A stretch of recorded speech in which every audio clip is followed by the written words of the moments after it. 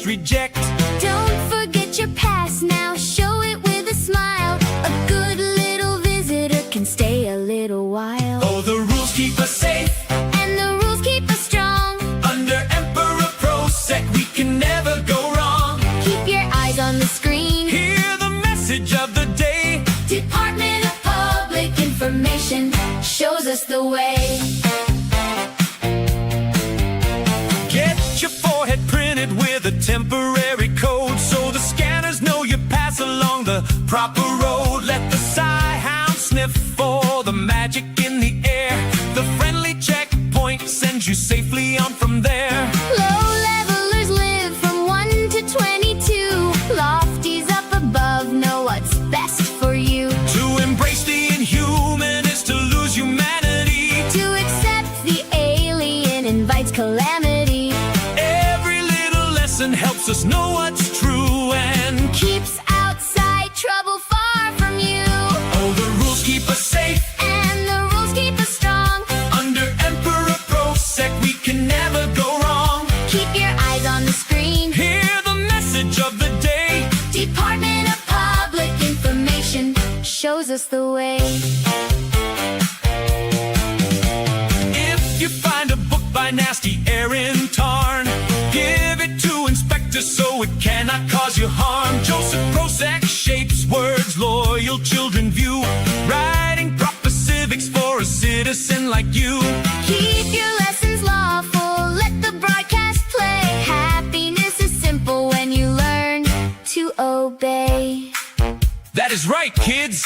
Magic is a poison that eats away at our people. So when Psynet protects your neighborhood, give the officers a smile. Unity means safety inside our mega damage walls. The Executive Council guides the mighty state. The military high command secures the city gate. We build a bigger army so every child can learn. Which pages get protected and which pages have to burn.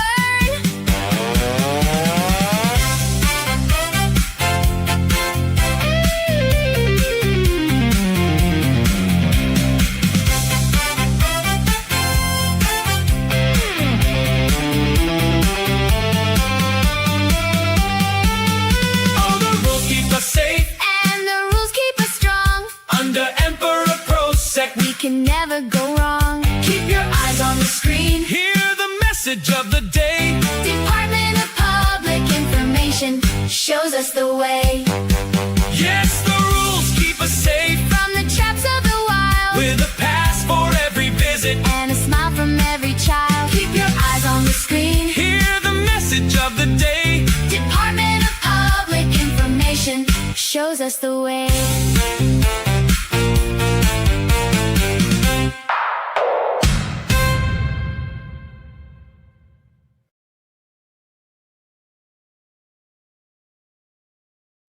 Hello, Legionnaires, and welcome to episode 290 of Legionnaires RPG Digest. We are so happy you're here with us today. I am John Maxley Auschlow. Along with me today are Brett Heathen Dog Grismer, Kevin Boomgun Siembieda, and Transdimensional Sean Robertson, who join us for another episode of Gamer Talk. Please consider supporting Legion of Myth. Let me get the other thingy on the screen there. There we go. Through Super Chats and Rumble Rants. If you prefer to be a silent supporter, there are plenty of links in the description for you to support our efforts and time. Rumble Rants and Super Chats less than $20. We read at the end of a conversation or an obvious break, while those of $20 or more will read as immediately as we can without derailing the current conversation or topic. Lastly, special shout out to our new viewers. I hope you enjoy this live stream. Share it with your friends. Come back to join us again. And with all of that out of the way, what is good today, gentlemen? Well, Hey, that song right there. I mean, obviously a kid song, and people in the comments are like, I can see people dancing to this. Coalition propaganda is strong this week. It's kind of horrifying in its brilliance. Yes. And my favorite part was the line that nasty Aaron Tarn. I told you some time ago that I put that in a song, and that was it. Yeah, I was That going was to say, beautiful. is there something wrong with you if you really love that song? Because when it first started, I'm thinking, what the? And then I'm like, I love this. And then when the Aaron Tarn line came on, I'm like, oh, yeah.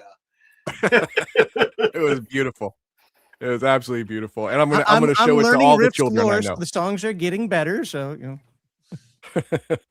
all right. So yeah, what's you guys just came back from Gen Con. What's good with you guys? What's good happened there? And tell us all about it. Gen Con was awesome. We had a great time. I mean, I want to say thanks to all the fans who came out. I don't know if it's people getting the Turtles books or if it's the we've been doing a lot of media engagement with Reels and our YouTube channel. Obviously doing interviews with you guys, but we've been pretty consistent with that over the past few years. But this year, it just seemed like the fans were super hyped. So Yeah, it was crazy. So first of all, and you probably have heard this from anyone who went to Gen Con, Thursday was crazy. Typically Thursday is a good day, but Thursdays and Fridays tend to be slower, and then everyone shows up right. for the weekends. And Thursday felt immediately, I mean, the minute the doors opened, it felt was like Saturday. And Sean and I hadn't even had a chance to run around to do anything. We had finished setting up the booth, you know, tweaking little things, and like 2 people came up and said, "Could you sign our Ninja Turtle book that they had just bought?" We're like, "Sure." So he and I sit down, and the next thing we know is like, "Can you sign?" And we're signing all these books for 4 hours straight. I mean, Yeah, we it signed was- books the whole con, but 4 hours without, we didn't even realize it was like 2:00. Nice. Yeah, it was Wasn't crazy. there a pretty bad storm there at some point? That was on Sunday, I believe. Okay. Yeah, Or there was Saturday or Sunday. Saturday yeah. night and then Sunday. Yeah. And so We yeah, were there was some spared. leaks and stuff, but that didn't affect us. Yeah. Some people got hit pretty bad. Ouch. But you'll have to excuse me. I drank some water and it went down the wrong way, so I've been coughing and clearing my throat, folks. He was trying to get out of doing this, and he figured that he could fool us into thinking that he Drowning was would do really- it. I love doing this show. So But no, that's awesome. So I mean, obviously, you guys did at least I think I saw at least 2 panels. That Yeah, we did 2 panels. We talked about did one on the Ninja Turtles and then the other one on riffs, the Megaverse, and everything. stuff that's coming, like the Glitter Boy Codex, Mhm. and you know, a bunch of other stuff. In fact, this weekly update, I talk about a lot of the things that are in the pipeline and where we're going, and that was partly from our experience at Gen Con, because people want to know what's happening, and things are finally moving forward. You know, we deal with a lot of stuff. There's so much stuff behind the scenes, and I know everyone sits back and go, "Oh, it's just a bunch of baloney." We keep hearing the same thing. It's coming soon. This is happening. That's happening. But it's all been moving forward the whole time, and we got all the art done for Rift's Bestiary and 2, and Sean is wrapping that baby up. We got all the art done for Rift's Antarctica. We got all the art done for, or most of it. Sean would know better than I do. About half of the interior art, but basically a ton of. We've got a 2-page center spread. We've got big full pagers. So and then of course the cover art for Bestiary 2, and then the Glitter Boy Codex, and as well as Chaos Earth First Responders is, I think it's probably around like 90% art complete with cover art as well. So, and writing and rough layout is probably at about 75% for that. But first, before that, I finish that, I'm working with a writer to finish up all the entries for, and then I'm also finishing some of the final entries for Bestiary 2. And Will Irwin is finalizing his some update passes that he and I discussed for the Glitter Boy Codex, and I've been really involved with that from the beginning. So it's kind of fun. He wrote some articles that were in Rifter 85, and actually there was some concepts like just the Glitter Boy Brotherhood itself. I remember working on that concept for Savage Rifts, because in the Palladium Rifts, it's very obvious from the lore and stuff that when you become a Glitter Boy pilot, you're part of a fraternity or a loose brotherhood. And so I remember even reaching out to Kevin, I mean, this is years ago, and just being like, hey, I kind of want to formalize this. Is it all right if I call it this? And, you know, just so that we can do something really cool for the Savage Worlds players with their system, the way that game system works, to make it really clear that, you know, what that means for the Glitter Boy players. Because in there's some things that are more lore, you know, attached in Palladium, but then in Savage Worlds, some of those things become like actual mechanics that are applied for backgrounds. And so, you know, the Cyber Knight had stuff like that, and I was like, I think the Glitter Boy needs that too. And so it's just kind of interesting to see that, and those discussions and all that stuff filter into this new source book. And so really excited for that one to be coming out very soon as well. And this is an example of, you know, something that we didn't announce until it's imminent when we launch the campaign. So you'll see a lot of that coming forward, because as we, you know, some of these Bestiary 2, that was, you know, announced and promised a long time ago. I'm bringing that across the finishing line, and you know, with the writers and the artists. And then you know, stuff like, there's other things that were previously announced, but there's a lot of things that you're going to start seeing, especially now as I'm finishing up these different things. You're going to see other projects that I've been working on with, you know, maybe with other writers or artists or myself coming across the finish line that you haven't heard of before. You know, a lot of the stuff that is going to remain, you'll see also Kevin pushing forward and finishing books and stuff that he's announced that he's working on. So we're kind of like working in tandem, pushing forward. I think it's going to be really fun. So one of the things that I've been talking with folks, indie writers in the background, is I think a lot of people don't understand that most writers that work like this aren't just working on one thing at a time. Like, why isn't book X out? Well, because I'm also working on book Y and Z. Well, why isn't book X out? You know, sometimes whether it's you know, even authors that write, you know, long-standing series, they do a little bit here, a little bit there, kind of whatever the muse affects them, right? So this is one of those situations where a lot of the stuff where, you know, I've heard in the background people saying, like, is Palladium ever putting anything out again? Is it all talk, whatever? And all of a sudden it's just going to drop. Pop, pop, pop, pop, pop. Yep. There you go. You know? Well, and it's, you know, it's kind of funny. I know some fans, I mean, most fans, if you've checked it's just, we just used this past Gen Con as a litmus test. This is the first Gen Con that the Turtles books were at. And they've been out, you know, they got initially to backers, you know, late October, early November, they were going out to backers, right?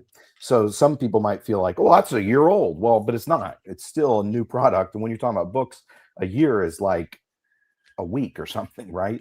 And so it's very interesting that the spirits were really high and people were really hyped about that.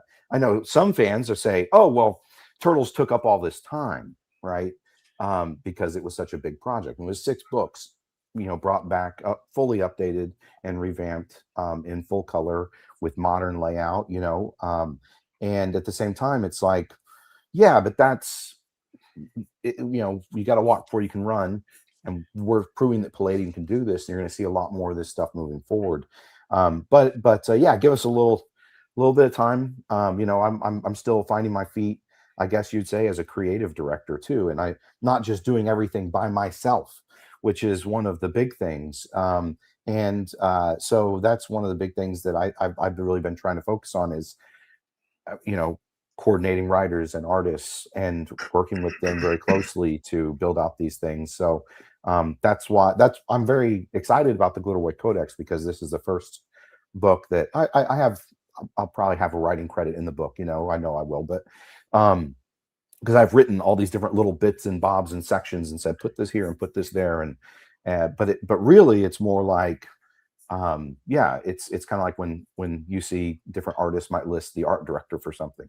Well, if they do that, that's because they have, they're trying to show that this art director was really involved and they have a lot of respect for them and they were part of the process. And so that's one of the things when you see, like, if you look at the page for the Glitter Boy Codex, the backer kit page, you know, it says lead designer, you know, Sean Owen Robertson.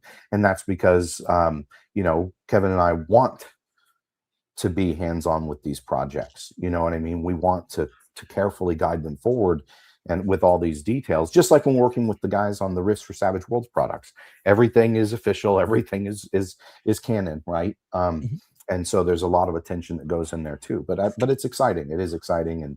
And yeah, it's sometimes with books, you know, you get these kind of, you know, maybe some log jams we've had here, and But then as it starts all dropping, I think people are going to be surprised. Now, So. now, is this going to be a really awesome end of 2026, or is this going to be a really awesome 2027? I think both. Okay. Yeah, we've got. I feel like we're starting to hit the stride, because you do have these lulls, right? Between finishing off a big mega project, working to get push the next few projects forward, or the next few drag a few that across the finish line. If you're talking like Battlefield type stuff, some of these like there was it's just like Bestiary 2 had a bunch of different stuff that came up with different writers and artists and different issues. So, every book is a challenge, is its own challenge, I like to say. Every book has its own unique challenge. But yeah, getting those across is be really nice once I'm able to just focus on one or two things at a time. Yeah, and I was going to say that's part of the thing too. It's not even just, gee, we're working on this book and that book and this other book. It's a matter of, since Sean and I are like the two main creative forces here, we're also the business partners. So we're dealing with contracts and new people and contract negotiations and bank issues and paying people. And, we're trying to bring in folks to help us with that stuff, social media. And again, you run into bumps and stuff. Jeremy was a great guy, but he's moved on for various reasons, and fate having to drop another guy in our lap, and that's Daniel Lansdowne, who, by the way, is proving to be, and I do mean proving to be, freaking awesome. And it's like, oh, thank God, because he's handling a ton of stuff that Sean and I and others here were juggling or were falling through the cracks. And once we continue to forward up our staff, and we'll be able to create more products. But yeah, we're just dealing with a lot of stuff. And I saw one of the things about, life gets in the way. And, that was just Daniel saying he likes that guy. Hey, I'm glad you like yourself, Daniel. Was that the classic, I love me, who do you love?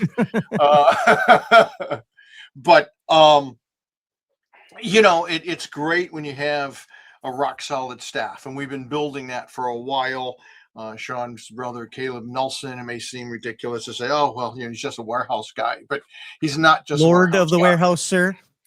He processes orders, and, yes, he's the warehouse guy. What's awesome with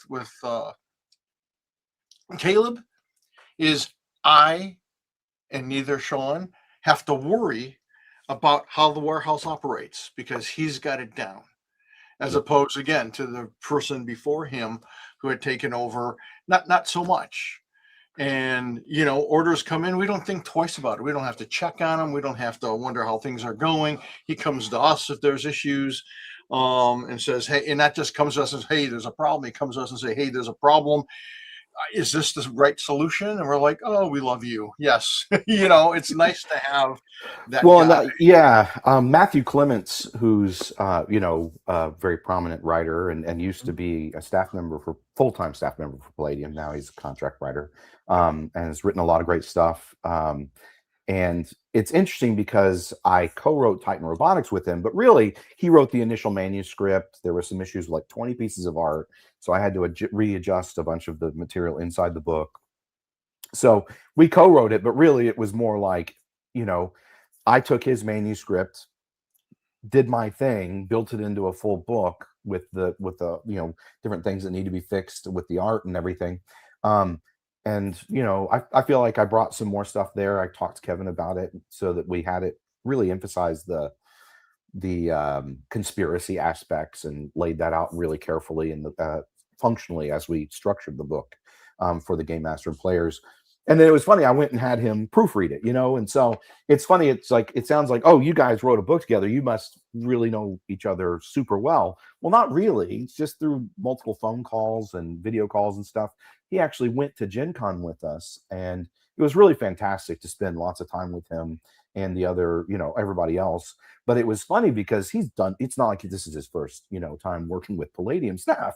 And he turned to us at the end of the Gen Con. He was just like, I think you guys, basically paraphrasing, he's like, I think you guys have got the dream team going here. So we really feel like a lot of that stuff has come Finally. online, had the right combos. I mean, it was really nice to see. We had Mark Oberly there and Glenn Evans and a bunch of other great, fun, fantastic people. But between all of those, different contract writers and stuff, and then Caleb and Wayne and Daniel, I really felt like, I think Kevin and I really felt like it was just running really smooth. And we, everybody's kind of hitting their stride. Because this is what I think Caleb's third year, tech second half, third year at Palladium. And so, yeah, I just felt like everything was hitting its stride. We were able to focus on, more time with the fans, which is great because they wanted lots of signatures. I mean, we signed we must have spent half our time at the booth signing books. I've signed a lot of books. This year was kind of nuts. We had great sales. It was fantastic. Great sales with turtles, great sales with riffs. I mean, everything was doing well. And so, yeah, it's just really interesting to see all that come together. And it's satisfying for us, I think, as, business owners and business partners, to see that coming together, because that is emblematic of how it feels behind the scenes getting projects done now and getting things pushed forward and important stuff that, we talk about. It gives us more time to get other important things done behind the scenes, which we can't talk about necessarily, but are also extremely exciting. So. Okay. Well, and Gen Con always inspires us, talking to the fans and hearing what they want and hearing what they're happy with. It's always exciting. It always gets our energy flowing. And Gen Con is so much freaking work, setting up for it. And I mean, just even before you arrive, and then the whole weekend, and then, sort of coming down from that the following week.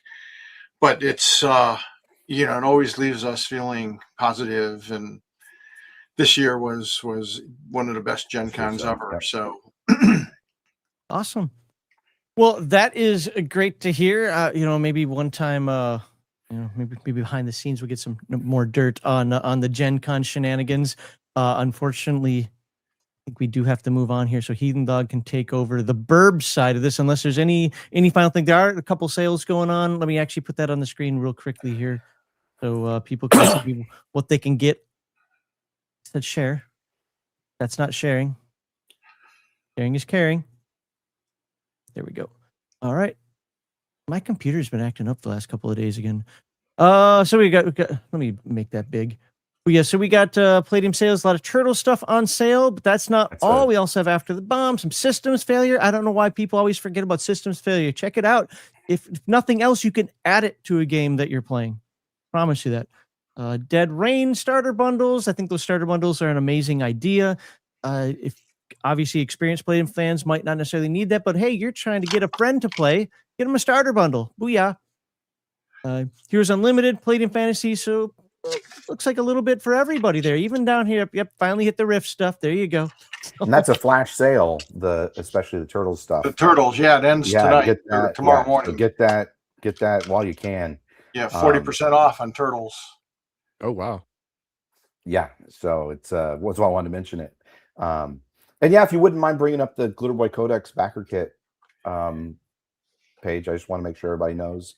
Yeah, we threw it in chat, and someone said, "Oh yeah, signed up." So yeah, please sign up on that so that we can, because we're gonna be launching that pretty soon. The next few weeks is the plan. So the link is in the chat. I will do it again right now if I can copy it. Thank you. Just some people are so visual, Here we go. Over there. And do I have it in the description? Well, I'll make sure that once Heathen Dog starts up, if it's not in the description now, it will be. But I think I put it there. Awesome. That's great. So, here we go. So lots of good things happening there. We're not going to spend a lot of time on that. We can always do that sometime in the future. But that just goes to show, though, that they haven't slowed down. Even with convention going on and Sean flying all over the world and whatever else is happening, that that they're still putting out stuff, and it just looks like end of 2026 and 27 we're gonna have to open up those checkbooks. You know what I'm talking about? And start saving up your pennies now. Yeah. Some people are like, some checks. Sean, send me a message when I need to start saving up money. Start saving now. Yeah. There you go. All right, we do have some please starred comments here. First, Polyrobotics for $50. Thank you very much. Why are there two transdimensional criminals on this live stream, aka Max and Heathen Dog? This is the Palladium Books presents Kevin Siembieda and Sean Robertson show. No, it is not. You son of a bitch. You will not do that. Yes. Remember that. You know what? If they want to take it over, they can add it to their bucket list of things that they've got to do on a daily basis. Yeah, they don't want that. In. They don't want that at all. And then we have more jewels. This one's a gold coin. I don't know what that means, man. I got nothing. A gold coin like flipped and did its thing on the screen. Oh, there. okay. But, how many jewels are 10 jewels? That was worth 5 cents. Right. Oh, awesome. A whole nickel. I love it. But then we got $5 from Beat Magnet. Has Kevin or Sean dabbled? I don't think Sean dabbles in anything. In any of the AI programs to edit and grammar check. Not really talking about writing, just editing. He finds it to be a big time saver. So actually, if you check out the Palladium style guide, I actually suggest using Grammarly, I believe, in there. So yeah, I think that there are a few tools out there besides just like yours. Actually, like it's funny, the spell check on say Google Docs, spelling and grammar checks are getting better and better and better. I don't use any particular AI program except for I think Grammarly has been upping their game by getting some sort of AI super powered stuff behind the scenes, but they were really good before AI really blew up, right? And so that's a program I do recommend, but it's one of those things you don't just take its suggestions, blindly, blindly, right? You need to make sure you're going through each one and evaluating it, because sometimes it will accidentally change the meaning of your sentence or suggest a change that's different from our style guide, right? Yeah. So a lot of people don't understand that you can change the entire meaning of a sentence by moving a comma. Oh yeah. Yeah, no, absolutely. There's that whole I forget, it's like something like "is grandma dead" or whatever, and you start, there's a sentence with something grandma on. You put, depending on where you put the comma, she's eaten by zombies, or she is a zombie, or she's in the kitchen making cookies. I don't know. Right? Yeah. So, anyways, but yeah, and I think there's an example in the style guide like that. So, but yeah, there's a lot of stuff that you need to be careful with those kind of things. And my big thing is, don't give them that. I wouldn't trust any of the large language learning models. Don't trust blindly. To just freely edit or anything, right? Well, they all have their own style as well. Like I've tested certain things. I just want to see how ChatGPT does it versus Gemini versus Claude, and there are definitely interesting ways that it will come out with if I just put in a concept like, hey, give me something on this. I won't use AI for writing, but I've absolutely used it for editing. I've also used it for information finding as well. Speaking of information, Sean, where can they find the style guide on our website? It's on the Rifter submission page for writers. Okay, cool. Then we have. And by the Chris way, Ebig. Rifter is another thing that just want to let you know. Starting next year, we're really pushing hard to bring Rifter back consistently. So just so everybody knows, that is a big. So when we say submit for the Rifter, we're not just telling you to go dump your stuff in a black hole. Right. Chris Zeba, $10. Thank you very much. For the poor kids in the burbs. The poor people who have to live near DBs. Oh, that's gross. Gross. Then we have Walter T, member for 31 months. Thank you very much. Real Palladium fans know the virtues of patience. False Palladium fans become disgruntled haters. Wow. The wait is worth it. That is some serious shade. I mean, I'm having trouble. I take off my sunglasses. That's horrible. That is mean. Then we have CPK for $10. Is Max retired E4 CS Mafia and Heathen Dog CS propaganda agent? Yes. He's a little bit disillusioned with the CS. I am a full-throated backer of the greatest I don't want to say Empire of Humanity because they're all dumb, but the greatest humanity civilization ever came up with.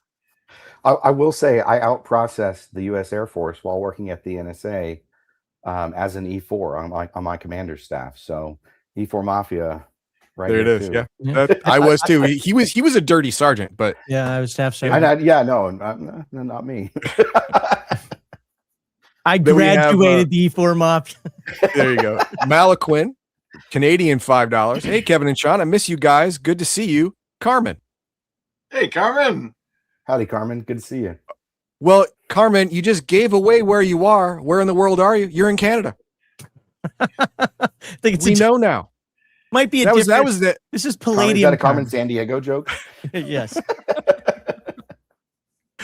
Poly Robotics comes back in, member 22 months. Where is the we already know. We just answered that. Just answer that, yeah. Just answer. Oh, and there was one more in here that I starred.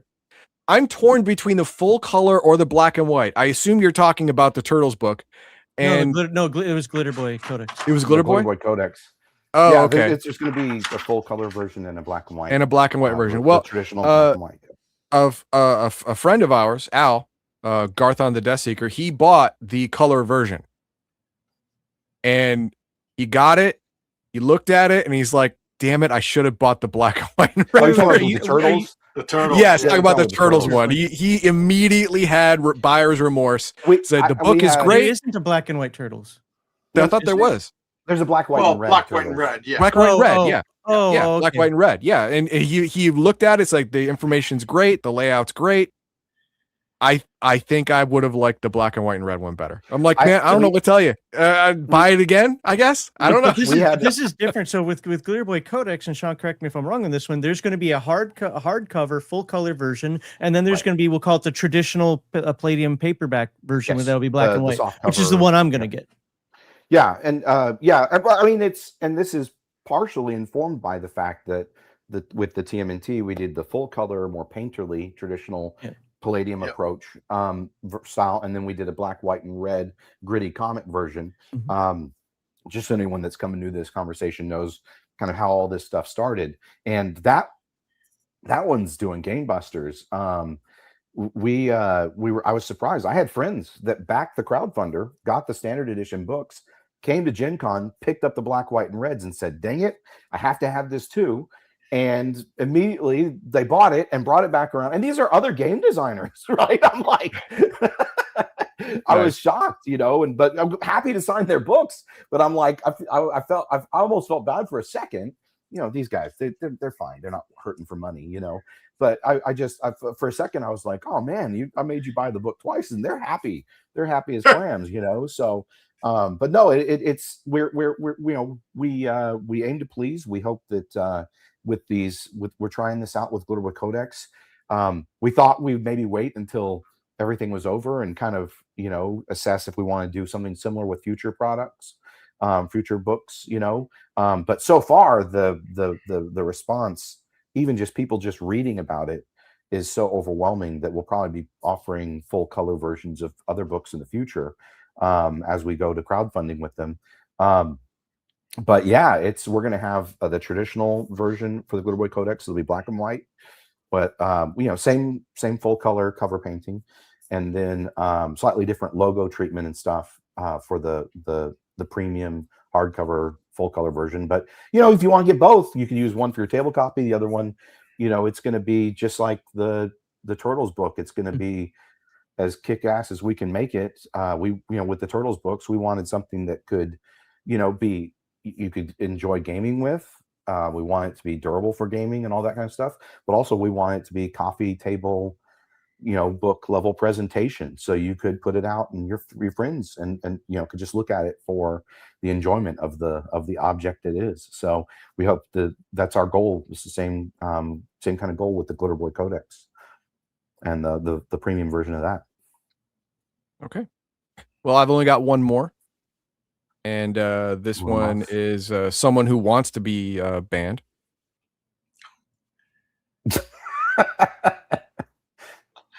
I find that hard to believe. It's a really deep secret.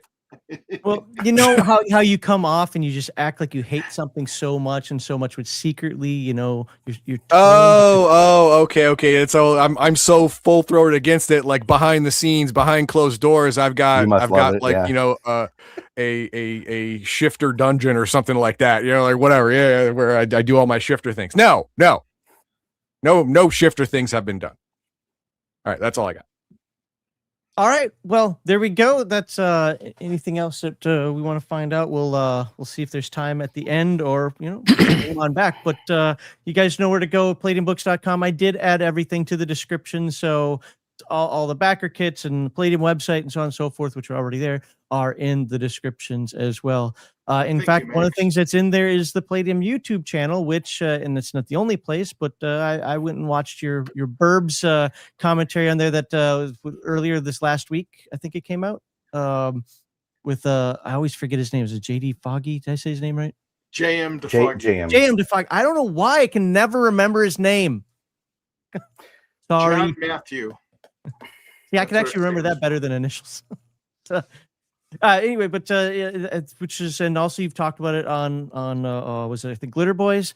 So there's a lot of discussion on this right now. So I'm guessing it's a pretty hot topic, but it's not something that relates to me necessarily so much. I think he's going to have much more of a dog in the hunt on this one. So I'm going to let him start. I do have the Discord questions for later, but I think to get things rolling, I'll just kind of put it over with Heathen Dog and let's start up, like, first of all, what are the Burbs and why do we care? Well, that's one of the first questions here. First, we have to define what the Burbs are before we can start talking about this. Now, the original Burbs are the smaller, I'd say, cities and towns around Chi-Town that are so close as to be connected. So, just like Detroit has suburbs, cities that are so close, touching it, that are considered the Detroit area. Same thing with Chicago, same thing with LA, same thing with New York, all that stuff. They're in the area.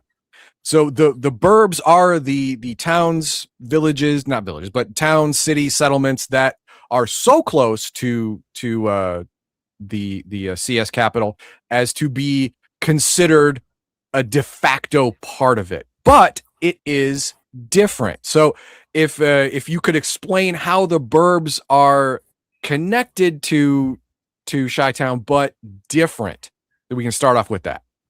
Sure. So in the case of Rift's Earth, if you have a major metropolis, a major city, especially like a fortified city like Chi-Town, it's one of the safest places in the world, and people flock to it. But Chi-Town and other coalition fortified cities can only handle so many people at a time. Plus, they don't trust people, and you have to go through rigorous clearing process to make sure you're not really a Federation of Magic spy or even a shape-changing alien.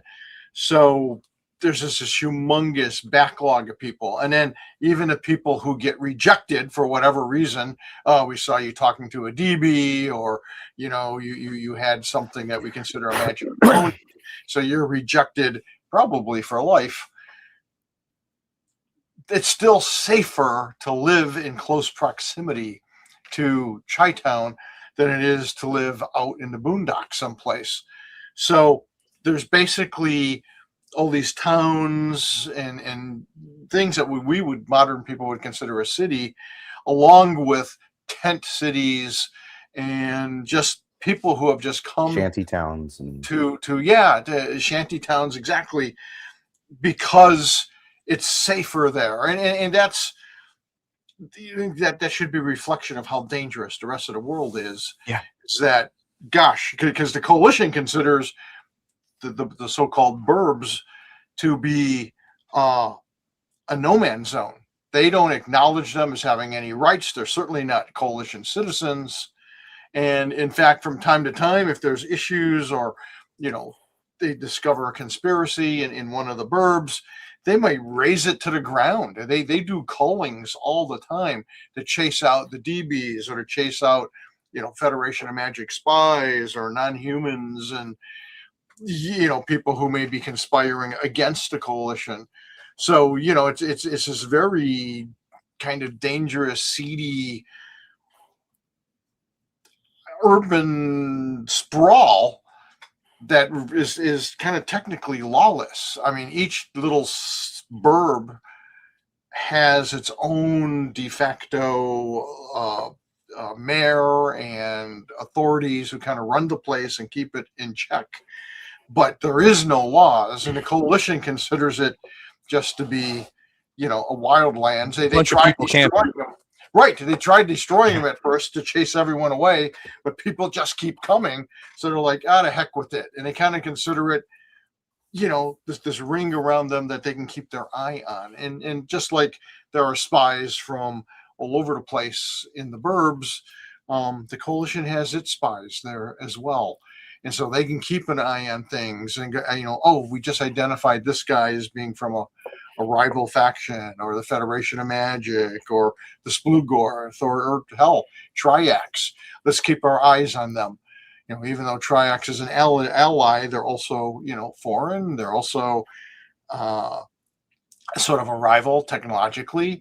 So let's keep an eye on them. So there's a lot of cool intrigue you can do in the burbs, which is why we're right. talking about and we're going to get to that next. So the burbs are filled with 3 types of people who want in to Chi-Town, people who've been rejected but have nowhere else to go, and those people who don't really want to be in the coalition. They just want to be around the safety the coalition provides, which is interesting because the coalition at Chi-Town don't care about the burbs at all and would burn it down for a half-assed excuse.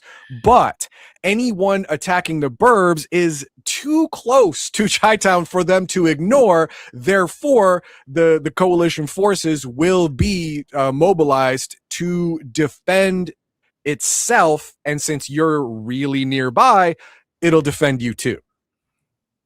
And I would say there's a 4th type of person. Oh, how's that? The opportunist. And in fact, that might include player characters, because there's so much illegal stuff going on.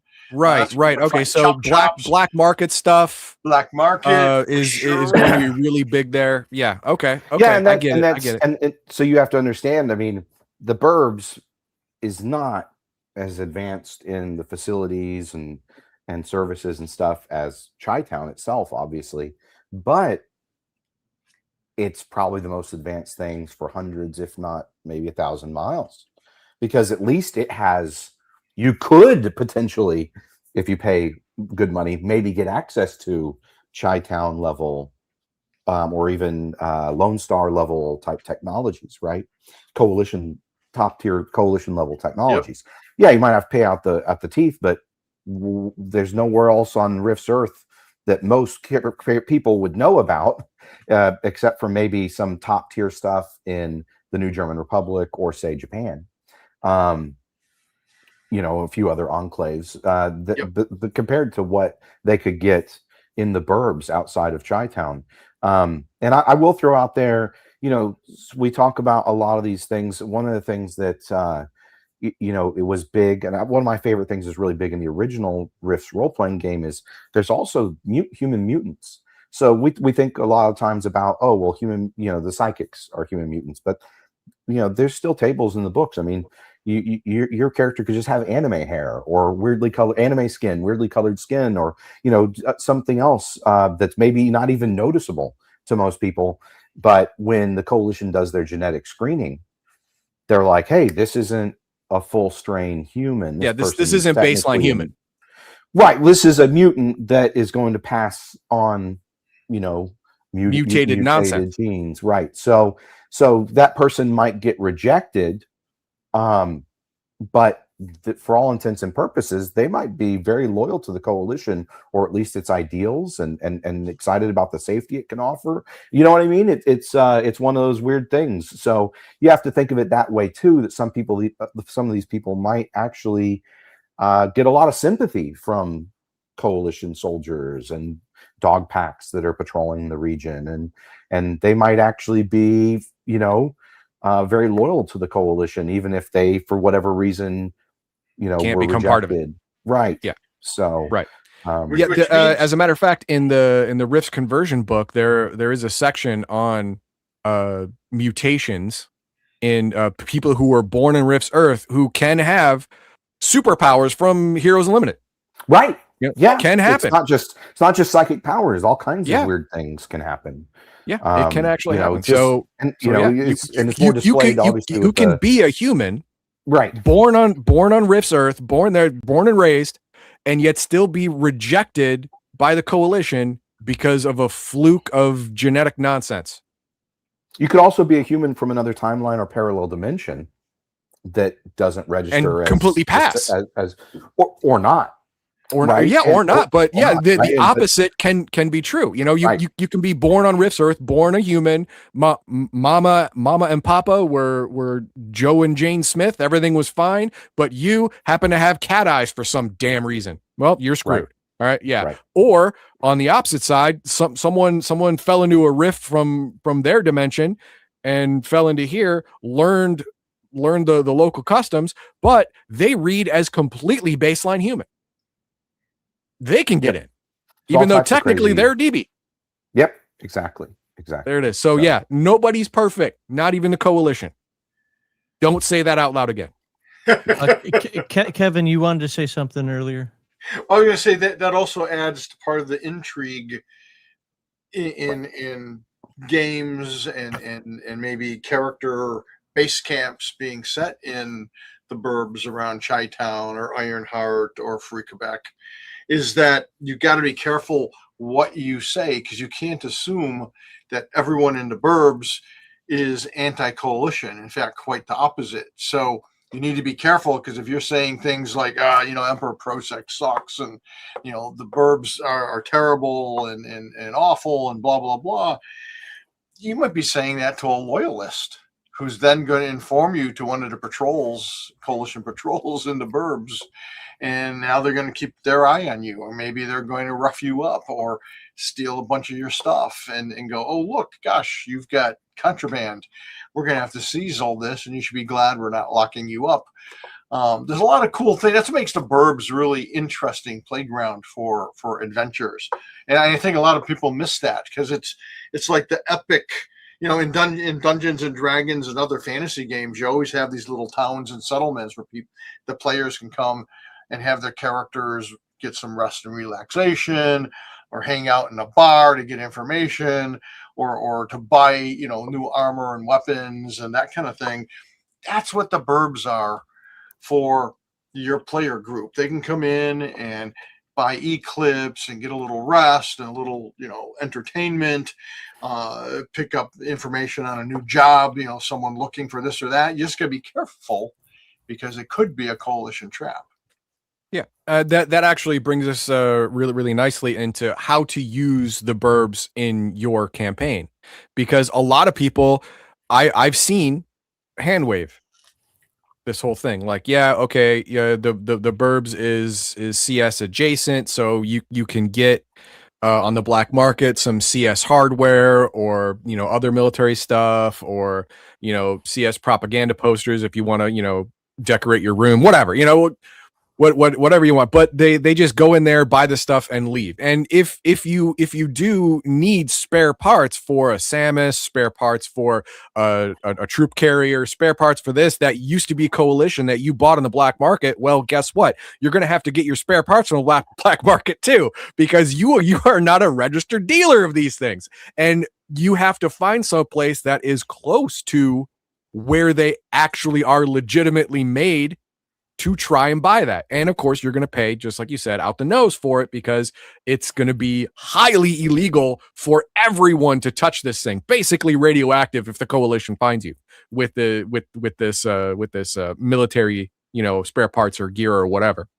But that is again part of the role play, part of the intrigue that you can introduce using the burbs, not just a place to get the Eclipse, get the next adventure, or just have a bar. No, it's kind of like Casablanca. A lot of people haven't watched that movie, but it's very much like that. There are people, spies, entrepreneurs who are above board, below board, whatever. All of them there are looking for the golden road, like the way to make their life the best it could possibly be. And some people do it in shady ways. Some people do it, like I said, above board, trying to do it straight. Maybe those guys are the ones who want to get into the coalition, prove themselves to be good citizens. And those guys, you got to watch your mouth around even more, because they'll turn you in for almost no reason at all. Sure. And then there's the other guys who are there spying for other nations or other interests, watching coalition troop movements, trying to smuggle in or out contraband from Chi-Town. Those guys may be the ones you're looking to hook up with, or looking to destroy, or whatever your campaign is focused on. So the burbs can be used in so many different ways in the exact same campaign, because each small little town, little section of the burbs is going to have a different feel. It's going to have a different leadership, different customs, different rules, how to move about there safely, how to hide, how to all that stuff is going to be different depending on what compass direction you are away from Chi-Town. Yes. Yeah, I think that's a great point. This is a little more of the, if you've played, I just saw this note by Flady. If you've played more like Shadowrun or Cyberpunk type games, usually that stuff doesn't necessarily apply to Rifts the same way. But I would say the Burbs is the place that's most like that. Just replace the corporations necessarily. But there might be some corporations like Titan Irani, Triax, all those corporations Northern Gun, Titan Robotics, right? That could be involved in the Burbs. But in general, replace that with maybe other power structures and dynamics and groups. And some could be good, some could be nefarious. Federation spies, weird whatever, or spies or whatever, right? Freedom fighters. All kinds of stuff. And the other thing is, you have to remember, a lot of these people are actually true believers in the coalition's message. So they may seem really nice and reasonable, and then you find that maybe they're not going to sell you out to the coalition, but they might not worry about selling you out to someone else in the burbs. And like, well, those DB lovers got what they deserved in the end. So, it doesn't matter that I double crossed them or whatever. So you gotta keep that in mind. But this is the area where it's a little more, dystopian, cyberpunk type area, because you've got cyber snatchers and people just doing anything to get that juicer treatment. Or their fix for some cyberware. Actually, there's all kinds of stuff going on. That actually brought up the one of the only Burbs adventures that I was in that I thought was really well done. Is a lot of times black market cyberware is used. Yeah. And what we mean by use isn't like, previously owned. He turned it in. Oh, it didn't work right. He turned it in. It's been refurbished. This isn't Amazon. No. This guy was stabbed this guy was stabbed in the back. His bionics were harvested, and then this is what you're buying. Your brand new bionic eye was the poor. Well, that was him. Yeah, your brand new bionic eye used to be in someone else's skull, and the last thing it saw was his murder for his bionic eye. Yeah. But you could be the recipient of said violence. You come in there all chromed out. And you got the awesome bionic limbs, like pop out guns, like, oh yeah, you think you're badass. You are now a buffet to all of those guys who sell to these black market chop shops. So Well, and you better lock your door at night. Oh yeah, well, and it's the classic. You go to a third world country, you wake up, you meet some beautiful woman. Next thing you know, you wake up in a bathtub full of ice. Full of ice. You're missing a kidney. Kidney's missing, right? Same idea here, right? I mean, Yep. not all the cyber snatchers are just muggers. A lot of them are going to have sophisticated traps. They want to lure you away from your friends and blah blah blah. Isolate you, poison you, drug you, whatever. And then get the job done. And then you wake up in a tub full of ice with no arm, no leg, no eye, and wondering what the hell happened. She said she loved me. What happened? Like right. She did. Yeah. She loved you because she was getting 500,000 credits. Yeah. She only loved parts of you. Yeah. She took those with her. Yeah, exactly. Yeah.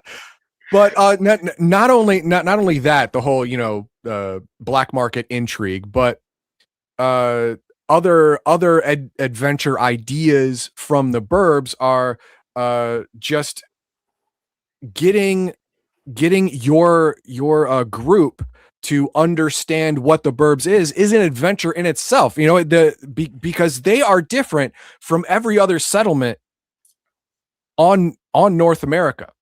Very different. I mean, everyone else needs to survive. They pull together for survival against a world that wants to kill them almost on a daily basis. The burbs are different.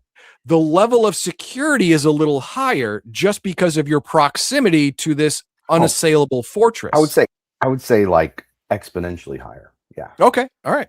Fair enough.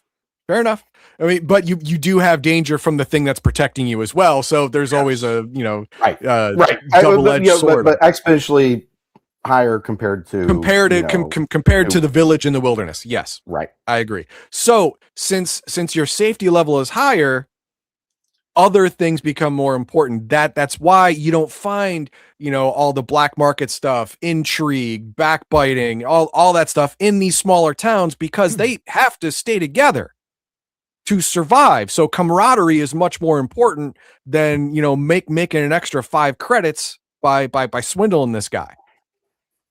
Yep. So the feel of these settlements and small towns in the burbs is going to be a lot different. It's going to be a lot more hectic. It's going to be much more cutthroat.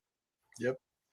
But there are going to be rules, and if you learn the rules and you follow the burbs playbook, which you will learn by doing, then you can navigate your way in this possibly treacherous area. And that alone can be, between 5 and 10 adventures in itself. Just figuring out how the burbs work, how to navigate it safely, and then saying, okay, I got this. This is, and then of course you as a game master throw a curveball at somebody at the end. No, you don't got this. Ha ha ha. Don't. Well, and the different burbs have different rules and different laws, and some are more like Moss Easley. So it's just a den of scum and villainy, yeah. And others are more civilized, or at least on the surface are, or maybe they're controlled by a particular gang, and sometimes that goes by just areas, just like in any big city. Hey, don't go into these 5 blocks area because they're run by this gang or that gang, and you're going to have to pay for this or that. But then again, maybe if you're looking for something, you need to go there. And it's just cool. And by the way, for those of you who have not seen the movie Casablanca, you need to. It is an excellent movie. You're right. It's one of the great movies of all time, and don't write it off because it's black and white and set in World War II. It's epic. Check it out. Yep, it's a really good movie about the human condition under stress. Really good. But also just like in normal cities nowadays, the burbs work in the same way. Classes of people tend to group together. Races of people tend to group together. The burbs is going to be no different. There's going to be a group of loyalists who want to live near each other because they want to live near other loyalists. It's not anything nefarious. It's just, it makes them feel better. Psychics are going to want to live with other psychics. and certain kinds of DBs are going to want to live near. It goes like that. So just like in many other cities, the burbs is going to partition itself off into cliques, Yes. and learning to navigate these cliques is going to make or break your success level. Trying to live or move around in the burbs, it's going to be that way. And Sean actually said this earlier, and I forgot to accentuate it, but the tech level in the burbs is overall much lower than in the coalition itself. So most of the structures are going to be mega cities, yeah. Exactly. Most of the structures are going to be SDC. They're going to be shanties, So if you want to start some shit in the burbs and you have mega damage weapons, you better be ready to defend yourself against everybody, because everyone's mama lives nearby, and one laser shot can go through 17 shanties and hit mama. No one wants that. So even people who were on your side a minute ago, when you start shooting up the place, they're going to stab you, because you're going to hurt somebody that you didn't want to hurt, that they don't want hurt either. So just like in a D&D bar, your players have to learn quickly or the hard way that you don't want to start shit that you don't want. You don't want it. You don't want that smoke. You don't want it. Everyone's going to turn on you. Yeah, and one thing I'd like to add is that a lot of times when you're playing Rifts, you go to this wilderness town or this place, they have some sort of industry going on, or usually based on local natural resources and things like that. Quarries, lumber, whatever. Yeah, farming, whatever, right? In the burbs, you don't have that. So it's not like these people have good jobs inside Chi-Town or something, right? So you have to understand these people are poor, and they're usually spending money, credits, trying to live in the burbs and survive in the burbs and eat in the burbs, because it's not like there's just farms around the burbs feeding the burbs, right? So this is a place where I think it's a little different than the kind of desperation you might see in a frontier settlement. You're going to see a different kind of more, I would say, more modern desperation that you might run into. I don't know if you've ever been to a shanty town in Southeast Asia or anything like that, but it's a different kind of poor, and so that pushes people that would maybe normally be good people to do things that they wouldn't normally do, or betray people, or turn on people for when that they wouldn't normally do otherwise as well. So just something to watch out for. Because of that kind of that's unique in Rifts, because usually in Rifts you don't have urban environments like that. The in the burbs, from what I understand, there are two main modes of income for the people who live there. Since there is no industry, there is no farming specifically for the burbs, and there is no import export of anything above board, really. There are two main industries: hospitality and black market. Those are the two easiest ways to make money in a place that doesn't import, export, or produce anything of value to someone who wants to buy legitimately. People who are visiting will visit hospitality areas, spend money, you can make money. Awesome. People visiting want to buy stuff that they normally can't buy. Well, here you go. Blackjack's gun emporium.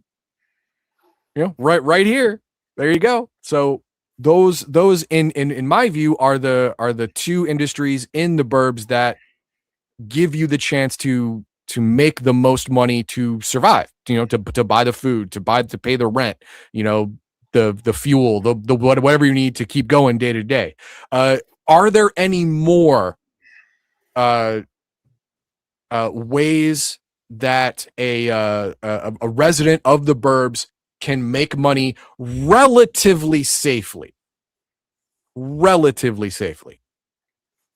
I mean, certain services, repairs, operators can make a living repairing mechs and stuff. You're right. A lot of the hospitality is there, but there's also services. Body fixers. Yep. So highly skilled services. Who might, because there's going to be all these little small power areas where people are in control of something, like a merchant who sells this or that, and he might need protection to run this over, or likewise selling information can be important. But that kind of goes back into the black market in my mind. It's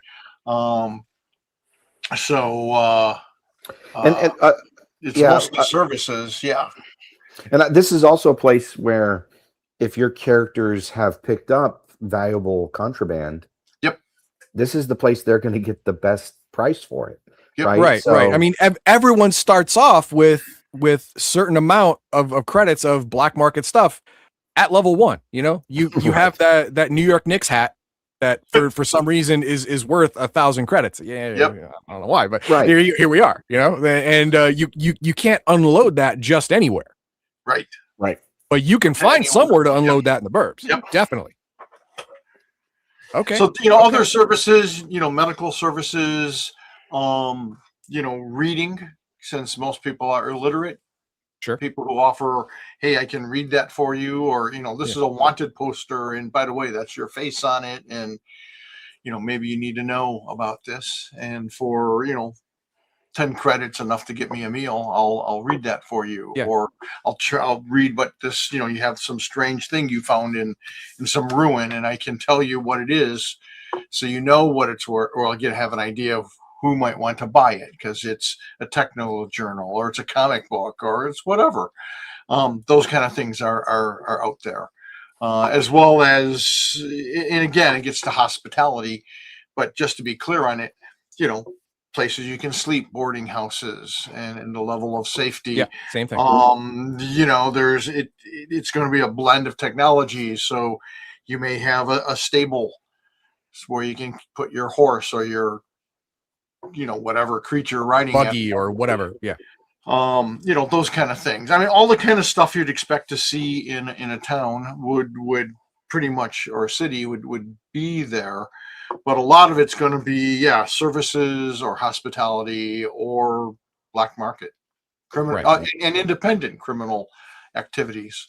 Sure. Gambling, gambling houses, prostitution, drug. Gambling houses, prostitution, Oliver Twist gangs of pickpockets, stuff like that. That's going to be around too, but that is not safe. It's especially in Rift's Earth. No one cares that you're a kid when you're picking the pocket of a metamorphosed dragon. All right. That dragon's not gonna say, "Oh, I'm not gonna kill him. He's just a kid." No, you're dead. That little kid died. Oliver's in heaven now. That's how it works. But then think about the folks who just say you killed a kid, and we don't care what your reason. He was a dirty criminal. I don't know. No, you still don't kill kids. It depends on what burb you're in or where you are. I get that, but most people are still not going to be okay. But what I'm talking about is the chain reaction of all of that. Oh yeah, absolutely. Yeah. Well, you have to remember. These people all have. This is a very, more so than most places on Rift Surf, these people are very interconnected socially. That's how they survive, right? And so, even more so than a frontier town or something, where people are constantly coming and going, the burbs, there's a lot of people that are just always there and have been there for years or decades. And so, there could be a whole lot, there's a whole next level kind of potential of, you killed my brother, you hurt my father, you dishonored my sister or whatever, right? So absolutely. And your that's where sister works at the brothel. I don't know what we're talking about. So this really talks a lot. I mean, it has all kinds of bionic stuff. It has more on cyber snatchers, which are often encountered in burbs and city environments. but it also talks about city rats, and there's like 5 or 6 different types of city rats in here, and they're the kids that kind of run around and have basic implants and shit in their heads, and they buy and sell information and safety, and again that's it's sort of a service where you might have some teenager or kid come up to you and say, hey mister, the coalition's coming for you, and I can tell you where what direction are coming for an eclip or for or this or that, and ration pack or a fusion block, whatever. Yeah, or candy bar. That's that actually propels me into the next topic, which is what kind of characters would be strong in the burbs. And a lot of those characters are OCCs that many people overlook. Like you just said, the city rat. That's perfect. City rat, vagabond, and any of the scholars. Cyberdoc. Yep. Yep. Cyberdoc, all that stuff would be excellent in the burbs. They can immediately get the lay of the land, understand what's going on, be able to know to talk to the right people, say the right things. But what OCCs would not be as strong? Well, Glitter Boy. Obviously not be as strong. You're not walking around in your Glitter Boy in the burbs. That's not happening. You are a walking calamity of things that are comparatively made of tissue paper around you.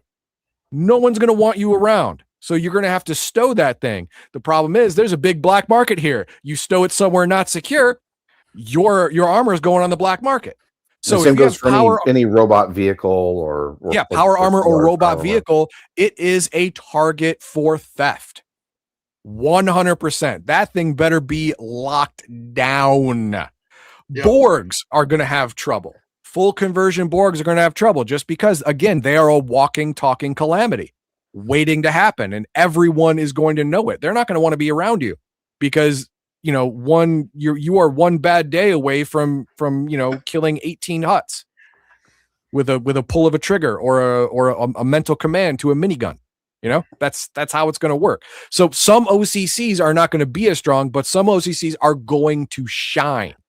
So if you are going to play in the burbs, if your game master says to you that we are going to have a lot of this campaign is going to be in Chi-Town and the burbs around it. That means you to have more fun, to be more effective, you can choose some of these OCCs that are not commonly chosen for various reasons. Because you're not going to have a lot of combat inside Chi-Town. You're not going to have a lot of combat you're not going to have a lot of high scale combat in the burbs. Right. It's mostly going to be like shivs and stuff like that and blackjacks and stuff, because the moment you start popping off a mega damage weapon, everyone and their uncle's gonna try and put you down.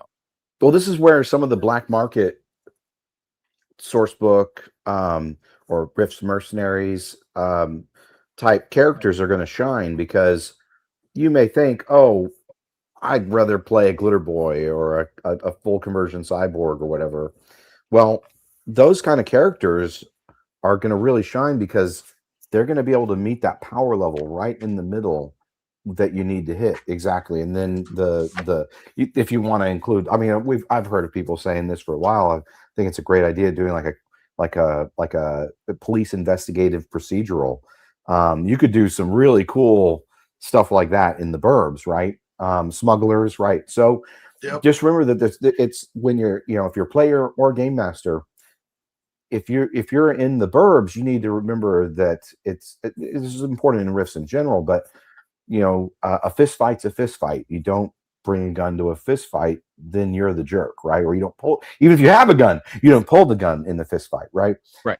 And so the same kind of rules, there's the social order is really important. And so you need to, the players need to be aware of that. But there's certain characters that are going to be really great and really shine there. Like the Vagabond special ability from Rift's Ultimate Edition is going to, what is it, size up a fellow or size him up or something like that.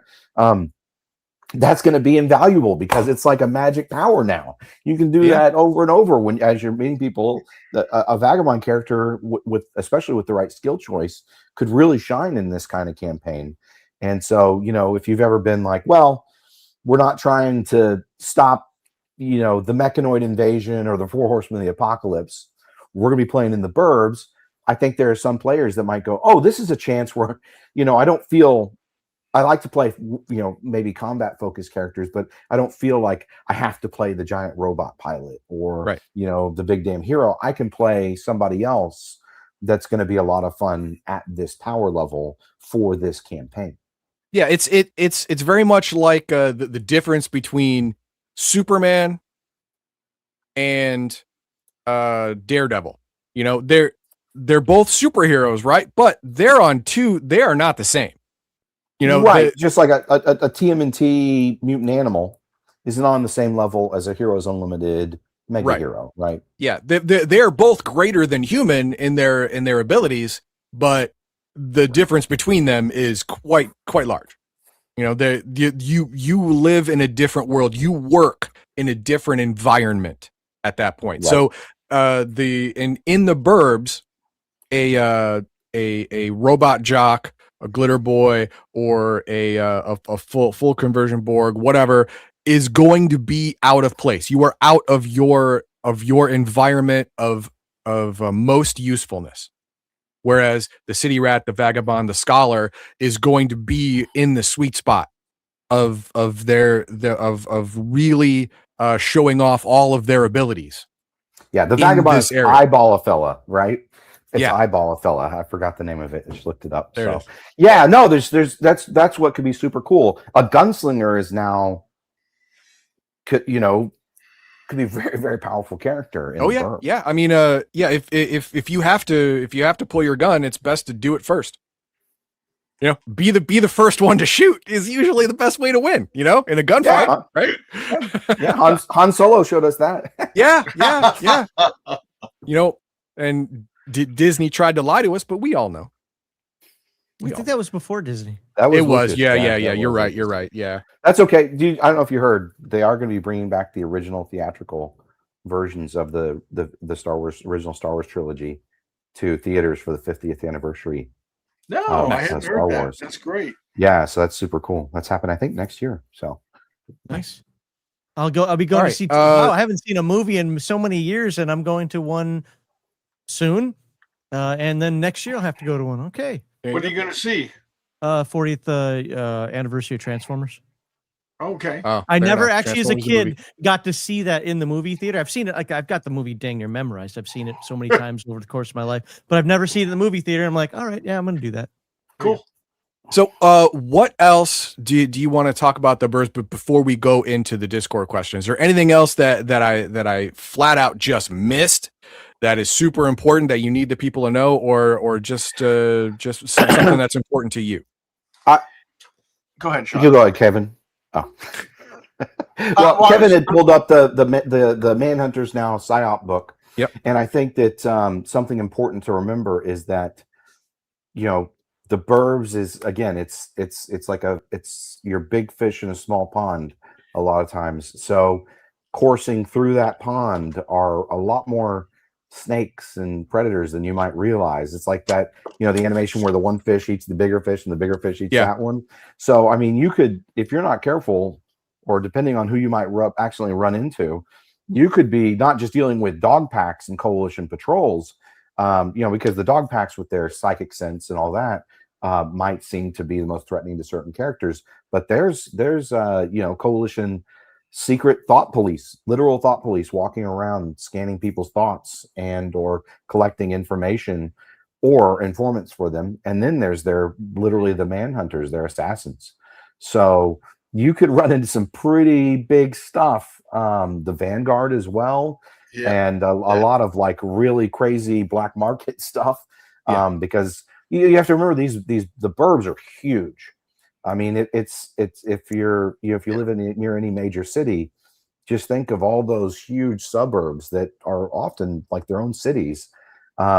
but here some of them are just chock full of people because they just can't fit into Chi-Town, right? And don't want to leave for whatever reason. Maybe they grew up there, right? These burbs have been there for over a century. So you got to keep that stuff in mind. Yeah. And you touched on what I wanted to mention, Sean, which was the Vanguard.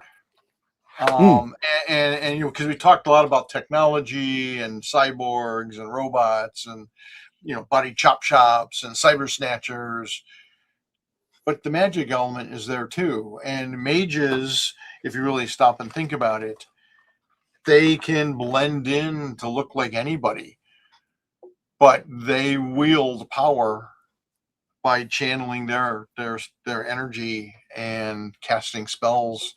And again, you've got every faction will have some representative in the burb or someone doing business in the burb. So you're going to have mages, and let's not forget the Vanguard are actually loyalists, even though they're leyline walkers and mystics and other mages. They are still loyal to the coalition, and they're always on the lookout for people who are a potential threat to Chi-Town and the coalition states. So, you know, there's all kinds of elements, and that's what's fun too. And one of the things I try to do with all of Rifts is that if you feel like playing a particular type of adventure or campaign, you can do it. You can play sort of a crime noir in the burbs. You can play The Wire. You can play Blade Runner. You can play all kinds of cool things. Assault on Precinct 13. Yes, Assault on Precinct 13 is a great example. Heist. And just there's just all kinds of things that you can do, and all kinds of intrigue. Maybe, you know, it's the classic, you know, we meet somebody at a bar or at a street fair, and gosh, they need help, and because they have, hell, it could be Erin Tarn, she needs to get out. The coalition are on her tail, and they need someone to help her escape to Laszlo, which is 200 and some miles away.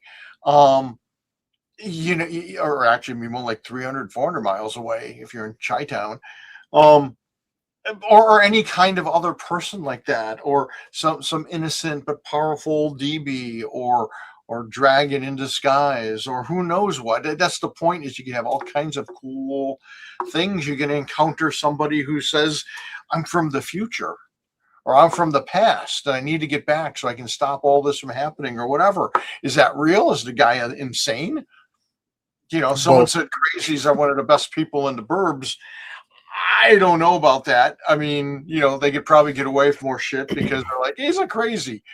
But well, you got the transdimensional TMNT books. We have rules for alternate dimensions, time machines. Did you watch my live stream hoppers. last night? No. Of course. You sure? Yeah.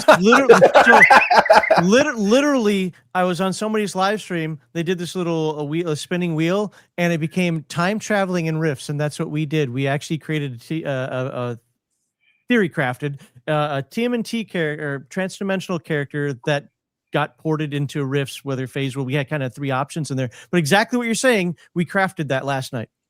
Oh no! As I was working on that book, you know, I didn't have the original transdimensional when I was a kid, and it's I don't know, when you go through a book as an editing as a game designer, it's different than just like reading it, because you're very like into every single little detail. Man, that book just really blew me away. Eric was such a genius, and but it's like the possibilities of what you could do. I wish I'd had it back when I was in high school playing Rifts, because it would have helped give me kind of the safety net as a game master to feel like I could do more dimensional and time travel stuff. The book has really great encounters and other generation tables for future and past and alternate dimensions, and then a bunch of different cool stuff. So I just wanted to throw that out there. Yeah, no, there's that you have fun, right? Have fun, like Kevin said. I mean, that maybe it is a real piece of thing that works, and maybe it isn't. Who knows, man? I mean, that's the cool part. All right. And likewise, you can have supernatural adventures a la Beyond the Supernatural in it as well. Because these monsters and things, if you want to bring them in, port them in, and Rifts certainly has its own share of things.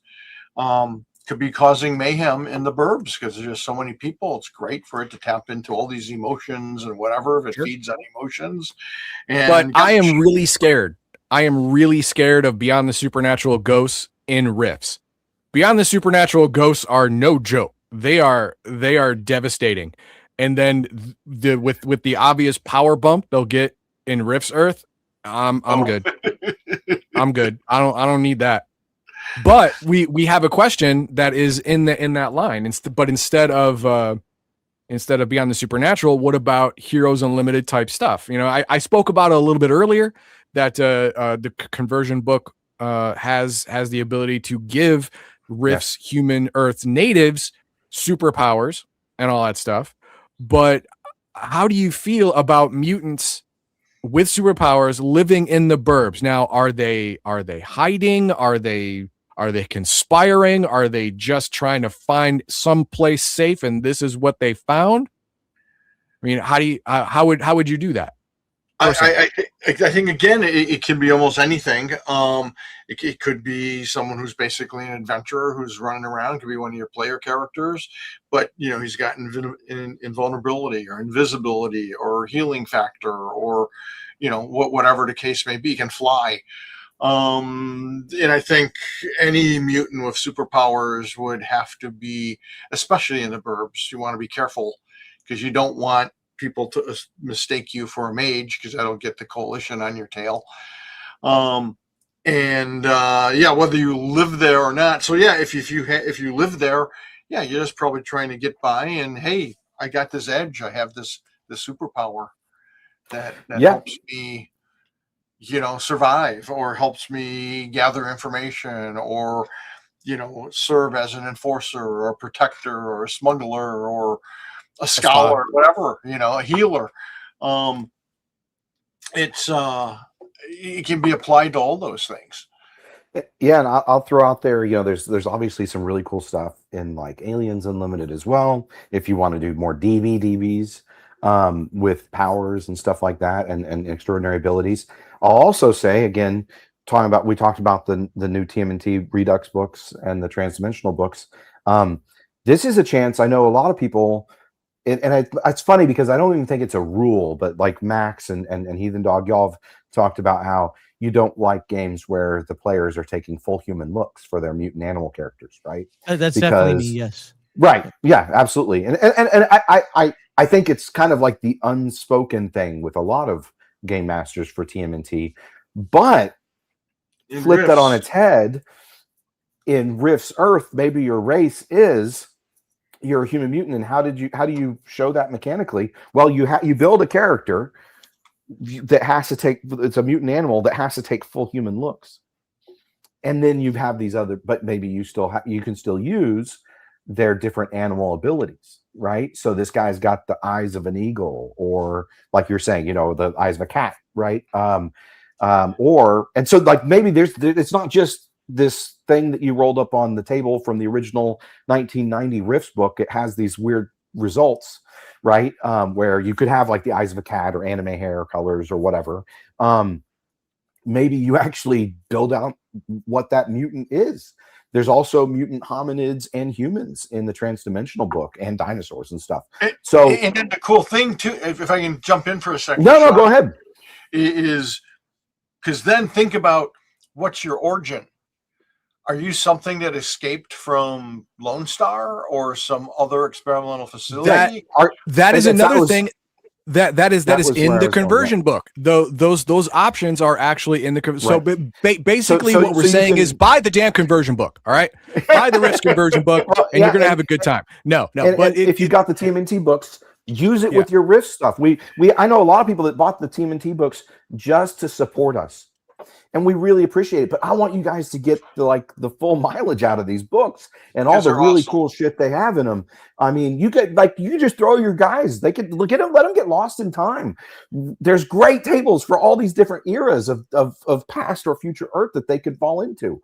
The same thing with the mutant stuff. You can make mutant humans, and we're representing how that mutant human and the abilities they could have and the attributes they could have. Well, Also, go balloon the other babies. way. These right, or go the other direction. Maybe you are the result of something that was created at a Lone Star facility and tried out in the burbs. Maybe you are a coalition mutant hamster, the first one. It's on trial. You know what I mean? Yeah. You have fun with it, but there's so much mileage you can get out of that, and a lot of cool stuff you can do with those rules. Just the question of mutants and I know that it was the idea of mutants and superpowers, but there's there's a lot of psychic powers and other cool abilities, animal abilities that are really neat in those books. That I think could be really fun and add that extra level of flavor, especially at this power level, right? So, especially at this power level, a mutant lizard that has chameleon abilities because he's from a chameleon could be way interesting, as an attaché to a dog pack or something, or escaped into the burbs. Yeah, and it's funny you mentioned power level. I was about to say the same thing. So with Heroes Unlimited, it's cool because where some of these superpowers feel like they're, really elevate you beyond human scope. In Rifts, well, they would be bizarre and different. You would still be on par with a lot of the other beings and cyborgs and power armors and things. So you wouldn't necessarily be all that. I mean, yes, you've got this cool advantage. You got bionic or rather biological armor, bio armor, rather than bionics or a power armor. But yeah, you have this power. You can control water or whatever. That would be cool, but it doesn't in your super. But you're not overpowered in this world because there's so many other powerful things. Yeah. For example, a mega hero in Heroes Unlimited goes to Rifts. You add his SDC and hit points together. Boom. Now he's got MDC. His strength becomes supernatural. That's great. You've got 300 MDC, supernatural strength, supernatural endurance. Yeah, I also have that, and it's called the Dragon Hatchling. So I don't know what to tell you. Right, you're on similar power exactly. levels, right? Yeah, and, in your world, totally Mega Hero origins. is the pinnacle of power. But you go to Rifts, now you're just a very powerful player character, normal player character. Anyone can be a Dragon Hatchling in the main book.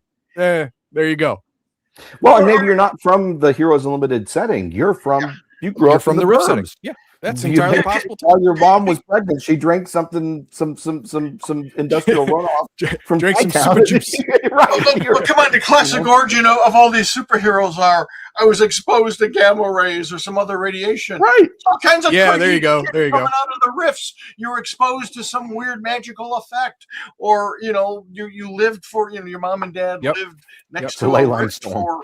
or on a ley line for how many years, and when you were born, you hovered out of the uterus. It's like, oh, I guess our son has powers. That's a little gross. I don't like that. Scary the boys, Kevin. I really can't unsee that now, and I don't like it. But yeah, okay. Now we are ready for some questions. So I'm going to follow this up with. I have two questions. I really have two things. One's really a question.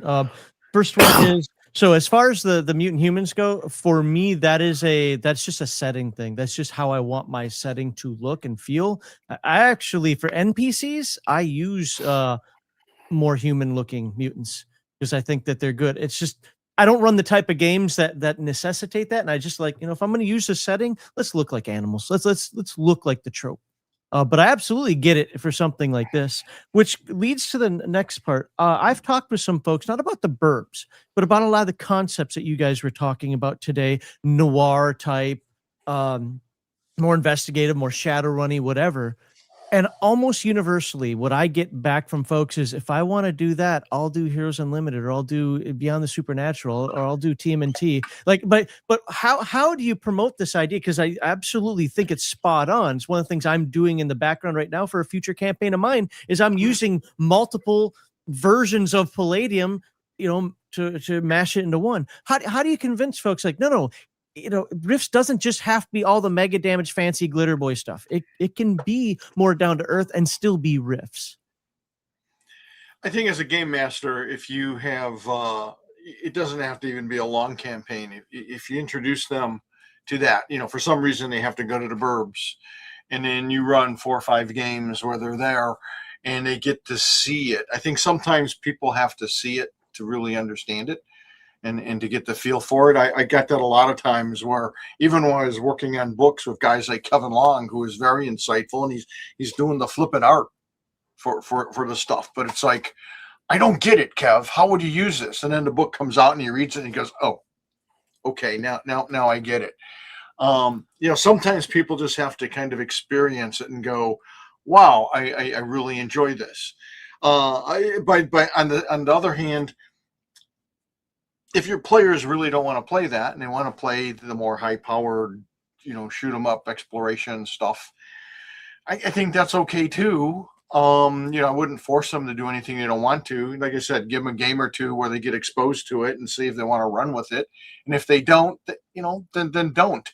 And sometimes it has to do with age and maturity. One of my favorite grab bag comments that I had gotten, Christmas grab bag comment, was this guy who I had met at a convention many years ago. And he was like, when I was in my teens and 20s, we were a glitter boy brigade and we liked blowing the snot out of everything. And we were just like, oh, yeah.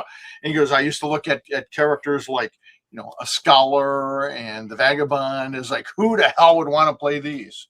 And he's like, now I'm 42 and I'm playing a rogue scholar and loving it, and it's like, it just Your mindset. nuances. And same thing with me, even as a kid, when I was reading comic books, I was very much a superhero guy. I didn't give, when they'd come out with some of these other things like, Sandman by Neil Gaiman. And I wasn't even that much of a kid back then. I'm talking probably in my 30s. And I'm like, I don't give a crap about this. I don't care about Constantine. I don't care about some of these other things. I'm a superhero guy. Give me X-Men. Give me Spider-Man. Give me Batman. And now I hardly read. Half the books I read are non-superhero comics, and I'm loving them. Of course, they're also better than ever, but and a lot of the comic book stuff has gotten kind of awful. But in my opinion, You're not wrong. So it's just a matter of where you're kind of at and what you're used to. It's just like when people play, and I always love this when they've played D&D for 5 or 10 years, and then they discover Palladium or one of our other books. They're like, this is so much different than D&D. I mean, your character's actions really have meaning. You have so much more freedom, and the alignments make sense, and you get experience for not having to just kill things. And it's like, they're like, but this is great. And I'm like, glad you think so. But you know what? They might not have thought that had they discovered it before D&D. They had to have their D&D run. And I'm not trying to slam D&D or say we're better than D&D. I'm just saying different strokes for different folks. And sometimes it's just that exposure. So if you're used to one kind of thing and you have fun doing it, it's human nature to keep wanting to do what makes you happy and makes you feel good. And trying something else is a little scary and uncomfortable because it's something different, but you should try it anyways, folks, because it can be lots of fun. I just find it interesting when folks are like, when they talk about riffs, they're like, well, with riffs, that's what it's for. Literally, like the words that I hear, it's for high power. It's not for low power. It's like, no, I don't think that's true at all. And ever since the core book, there's all these underpowered characters. Well, guess what? They were there for a reason from the beginning. So you could play these all types of stories. Yes. Wilderness scouts and with vagabond companions and rogue scholars trying to cross the wilderness in Rift's Earth. To me, could be a way more interesting story than a glitter boy and a full conversion cyborg and a hatchling dragon trying to cross the wilderness in Rift's Earth, right? Those are two completely different stories. And to speak to that question, there's cyberpunk. It's kind of like asking, why would someone play Shadowrun if they can just play cyberpunk? Well, maybe you want those extra the magic. magic and other elements that are in Shadowrun. Well, this is the same kind of thing, right? And I understand, hey, if you really want to play Heroes Unlimited, if you really want to play Beyond the Supernatural, go do it. Like, have fun. We're glad, especially if you're playing a Palladium game. We're tickled pink. But the thing I would say is, this is a really cool place. Rifts is and the Burbs, for instance, is a really cool place where you can cross a lot of genres and do it in really neat ways, because you don't just have cyberpunk, but you've also got juicers and crazies, and you've got mind melters and psychic assassins, investigators, and maybe there's the other thing, you can deconstruct a lot of these concepts. So deconstructing a superhero, or even just someone that gets superpowers, right? That coming of age story for superheroes could be really interesting, set in the Burbs alongside a bunch of other crazy stuff going on. Is there, are you deconstructing the Cyber Knight? Is there a disillusioned Cyber Knight character that's there in the Burbs? I mean, there's all kinds of stuff you can do that, because Rifts, a lot, people keep coming back to Rifts, not just because it's GURPS, you can do anything in it, right? It's just everything in the kitchen sink. People keep coming back to Rifts because of the really fantastic setting and characters and factions and culture and societies that are all imagined and really fleshed out here. And you can do a lot of stuff there in this setting that you just can't. It's a unique setting. There's a lot of things you can do that you can't do in any other one. Right. So that's what I would say, is that it's a place that you can cross themes. Yep. Just like the New West or the Japan source book, or Rifts England or Trax and GR. Rifts is great for crossing themes and mixing them together in ways that you can't in any other setting. And so it doesn't always have to be high powered, though. You can cross all kinds of themes. You can, if not everybody's a Jedi in Star Wars, people really enjoyed Andor, right? People really enjoyed, the Mandalorian, and one's more of a Wild West, one's more of a spy movie. Rogue One was more of a war movie, right? You can do that in Rifts too. And also, just for the record, because it's what I'm doing now, it's what I'm developing.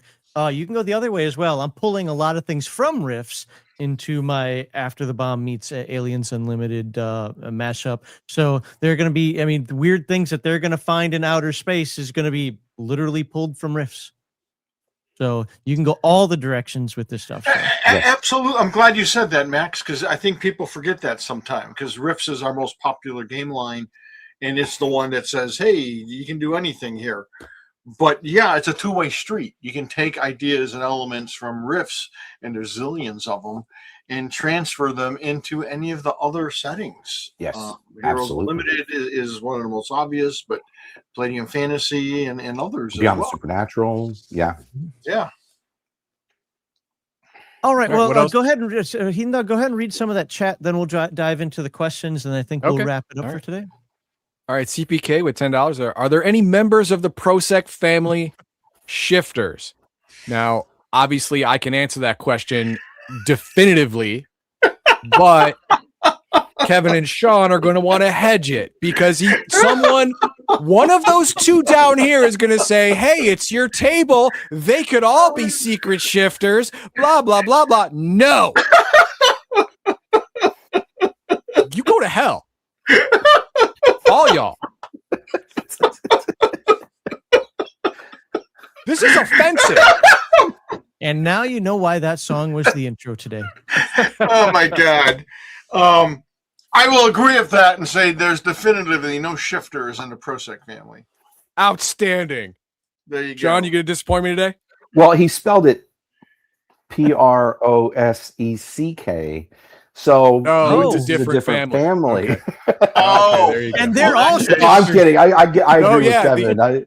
Regardless of what you might assume that I would say, Heathen Dog, I actually fully agree with Kevin. Yeah, if we're talking about the Prosecs Emperor are not Prosec doing and his family, yeah, no, that's a far. Maybe they have some. It's a big no dog. Maybe some black sheep, distant cousin, but. Yeah, no but they if they pop their head out anywhere, they're just going to get a shot. That's right. That's what's going to 'cause happen. They're Well, running they wouldn't do it. They wouldn't do it. I mean, No. I mean, number they one, drink their own Kool-Aid. yeah, there you go. Yeah. They are all aboard on their own propaganda.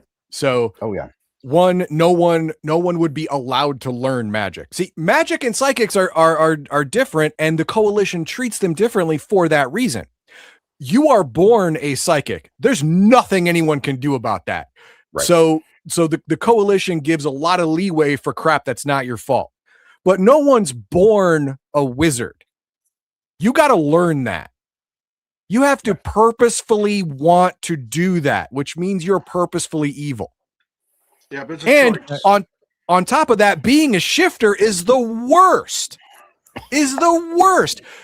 What does a shifter do? A shifter binds supernatural entities to its will. Oh, we have a whole video on that. Let's get yeah. to Okay. Yeah. Well. Okay. Never mind. Yeah. Moving on. Moving on. Okay. Yeah, shifters are shiftless. Yeah. They're Shifty shifty. shifters.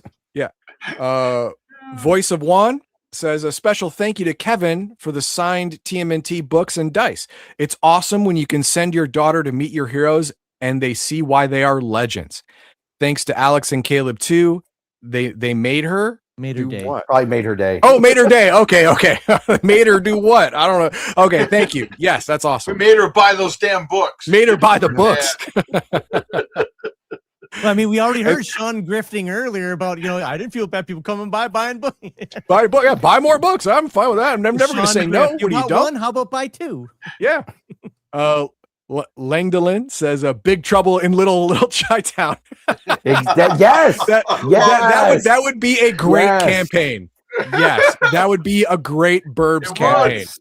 Exactly. That's an awesome name. As a matter of fact, I've already stolen it. You got the website, you got the domain name and everything. Yep, it's already mine. So there you go. All right, But yeah, let's, that's all we have to start. let's move on into the Discord questions that we got, and I think this one's a good starting point because of the discussion today, and even for comments like that.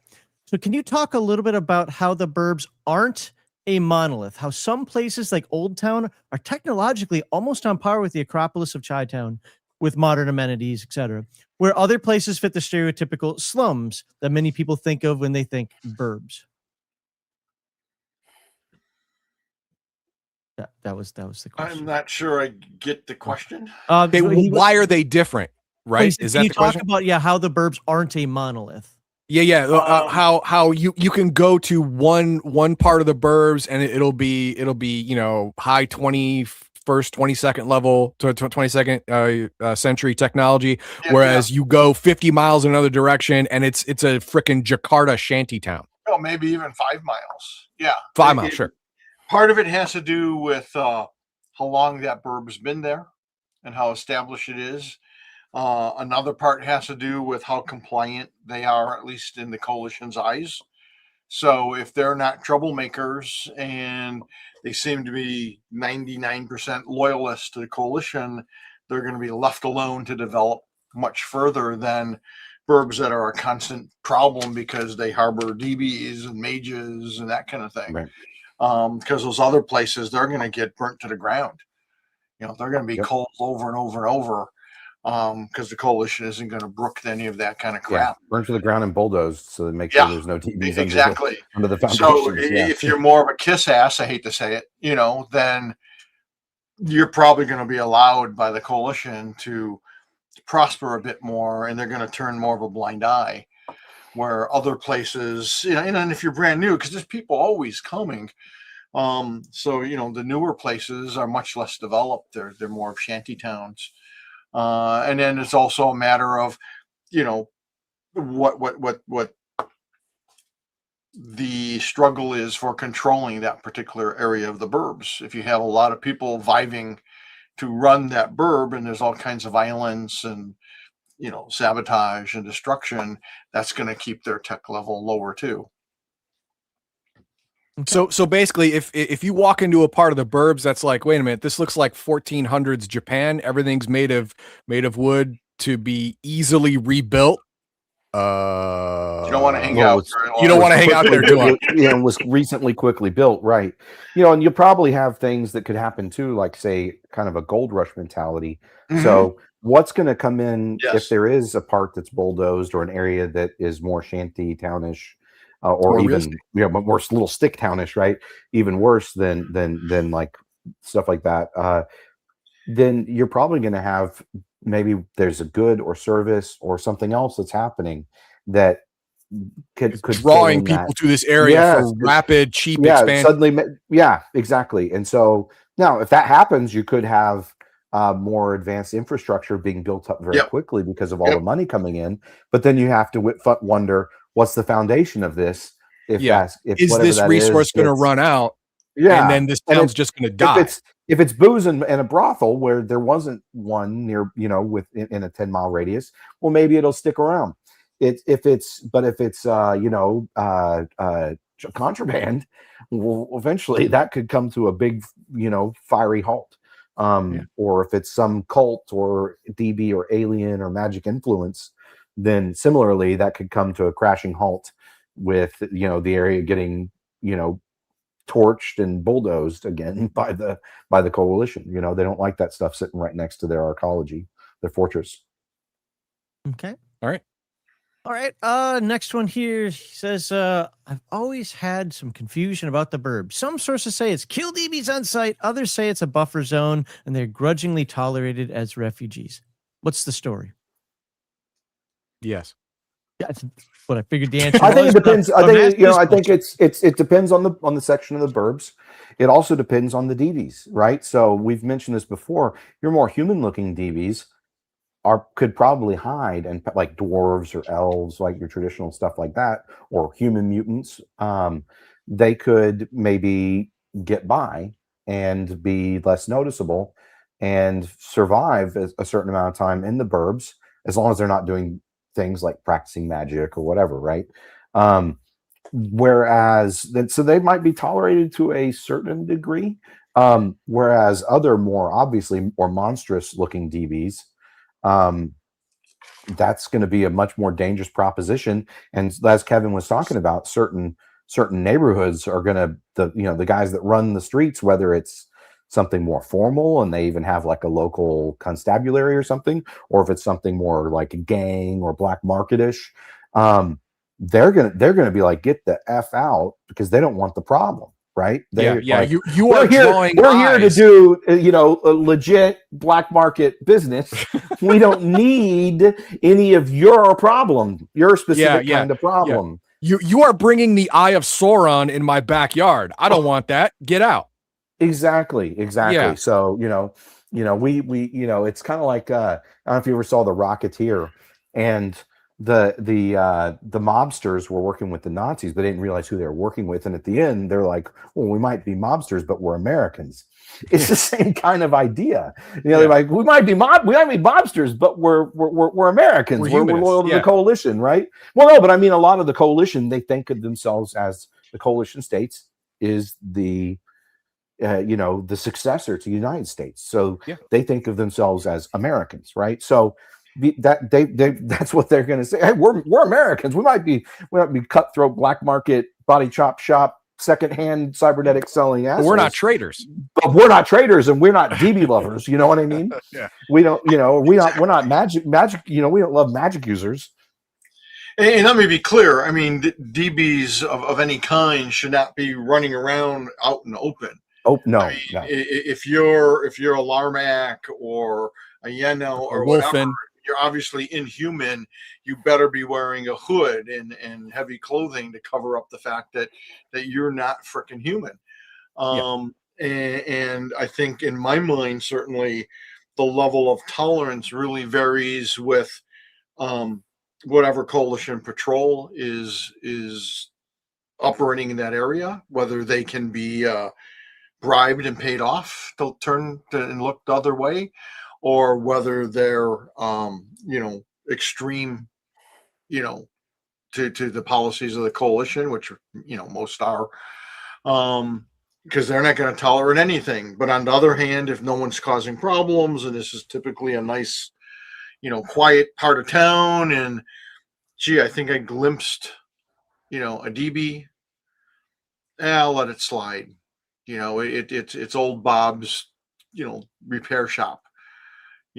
But we better not catch a DB again. You see a DB entering his place again, or we're going to have to check him out. That kind of thing. But yeah, DBs, they don't just walk around and Yeah. There is no place in the burbs that is so open that a DB could just walk around. No, And be like, hey, Exactly. hey, Joe, hey, Mary, how you doing? Oh yeah, Right. I'm just looking for some bread. That's not going to happen. Exactly. and I don't see DB families living there for long times. No. I mean, 6 months maybe. Coming into town to do trade is more likely. Well, and there are some DBs, again, usually the more human-like and less threatening ones, that are carted off to work on farms or Yep. in labor, like mining or whatever, light labor in other coalition settlements and regions, right? Because Chi-Town is both a fortress city, but it's also a state.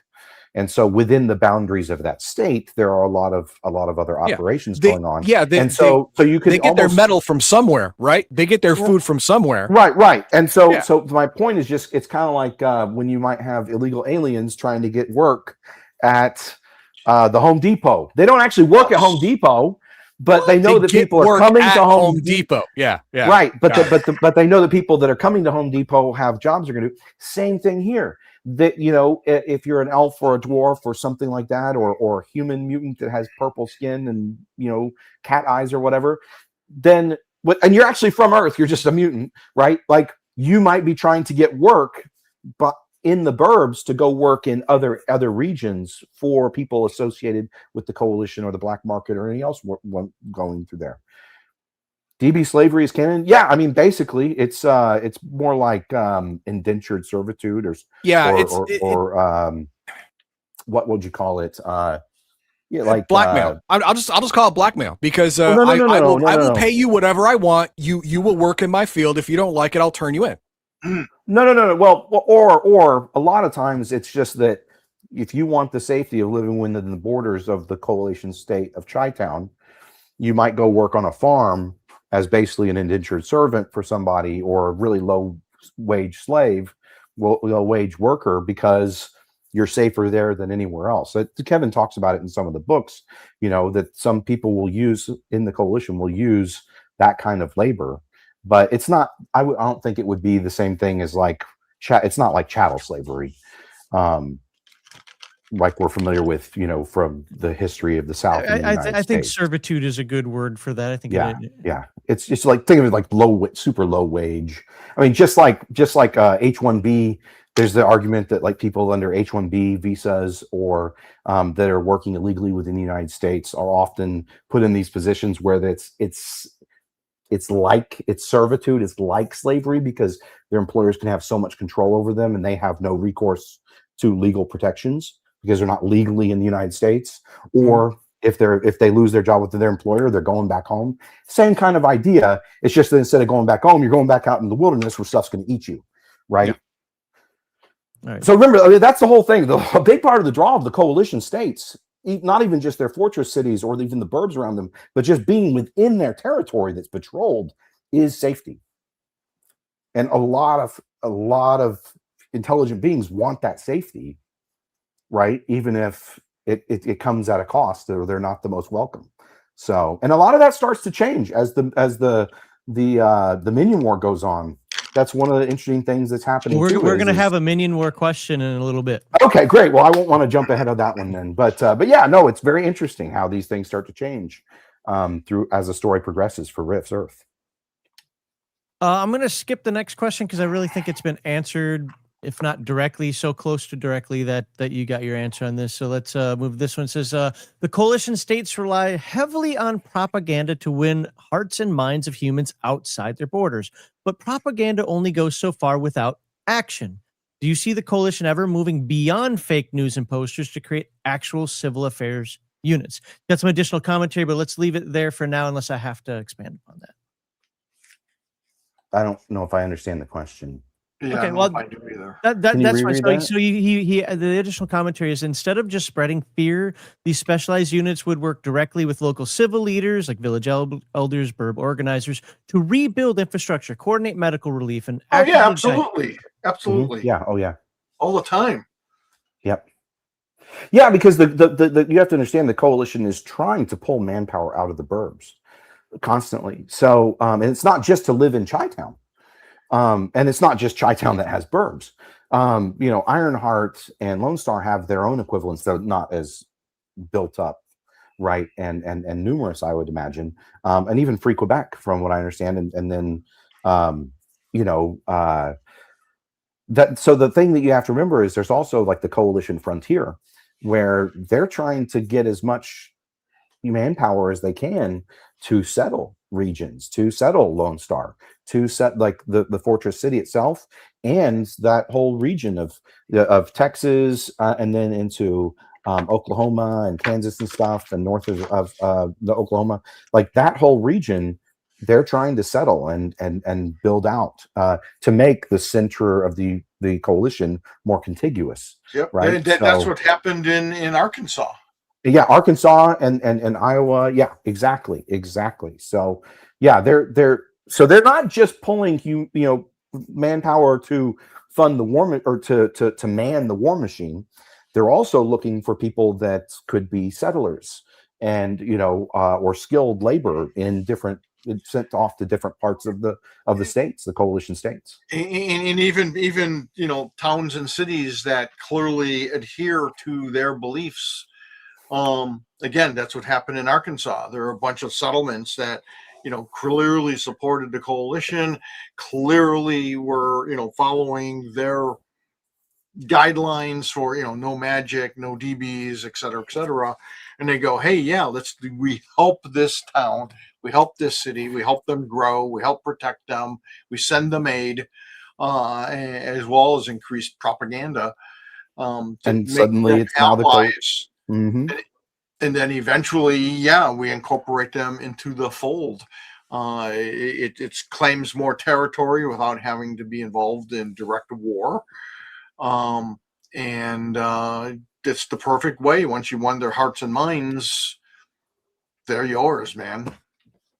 I just make it through coalition soldier grunt basic training, and my first set of orders, Dubuque. All right. Are never there been to Dubuque, so I can't say. What's that? I have never been there, so it might be lovely. It might be, but you know what? I'm from Minnesota. I'm not allowed to Lake Iowa. Are there unmonitored access points that street rats use, or do they use corrupt ISS agents, or do they use both to access the fortress? I'm sorry, I didn't hear the first part of Sure. that. Are there unmonitored access points that street rats use, or do they use corrupt ISS agents to or do get they in use and both? out to get in and out of fortress? Of the arcology. Yeah. Both, I would say. Absolutely. Yeah, there's not a lot of unmonitored, I would say, but there are supposedly tunnels and things like that, and there's whole nut set guys that patrol these kind of known possible ways in through sewage systems or old ventilation shafts or stuff like. So there is some of that stuff, but now the thing is if you're a city rat, if you're actually a citizen of Chi-Town, like leaving and coming back shouldn't be a big issue as long as you keep your nose clean. Right? Now, if you don't keep your nose clean, then you know what I mean? You might need to pass a bribe. But more, I think for a city rat that's actually like, or anyone that's actually a citizen of the coalition that lives in Chi-Town, it's going to be more about trying to keep things off of their record, right? So that they maintain their mobility. Yep. You could think of that kind of like, in communist China. Well, I'm more of an expert on that than a lot of people, but like they have certain ways that you have your social credit score and they can lock you down to certain regions or say this person can no longer travel out of their home province or can't work outside. They get a work that you could have a work. It's a big thing to get a work permit in a different province, things like that. So the coalition is very similar in that way, actually in a lot of ways to the modern communist China, in that it's mixing fascism with communists.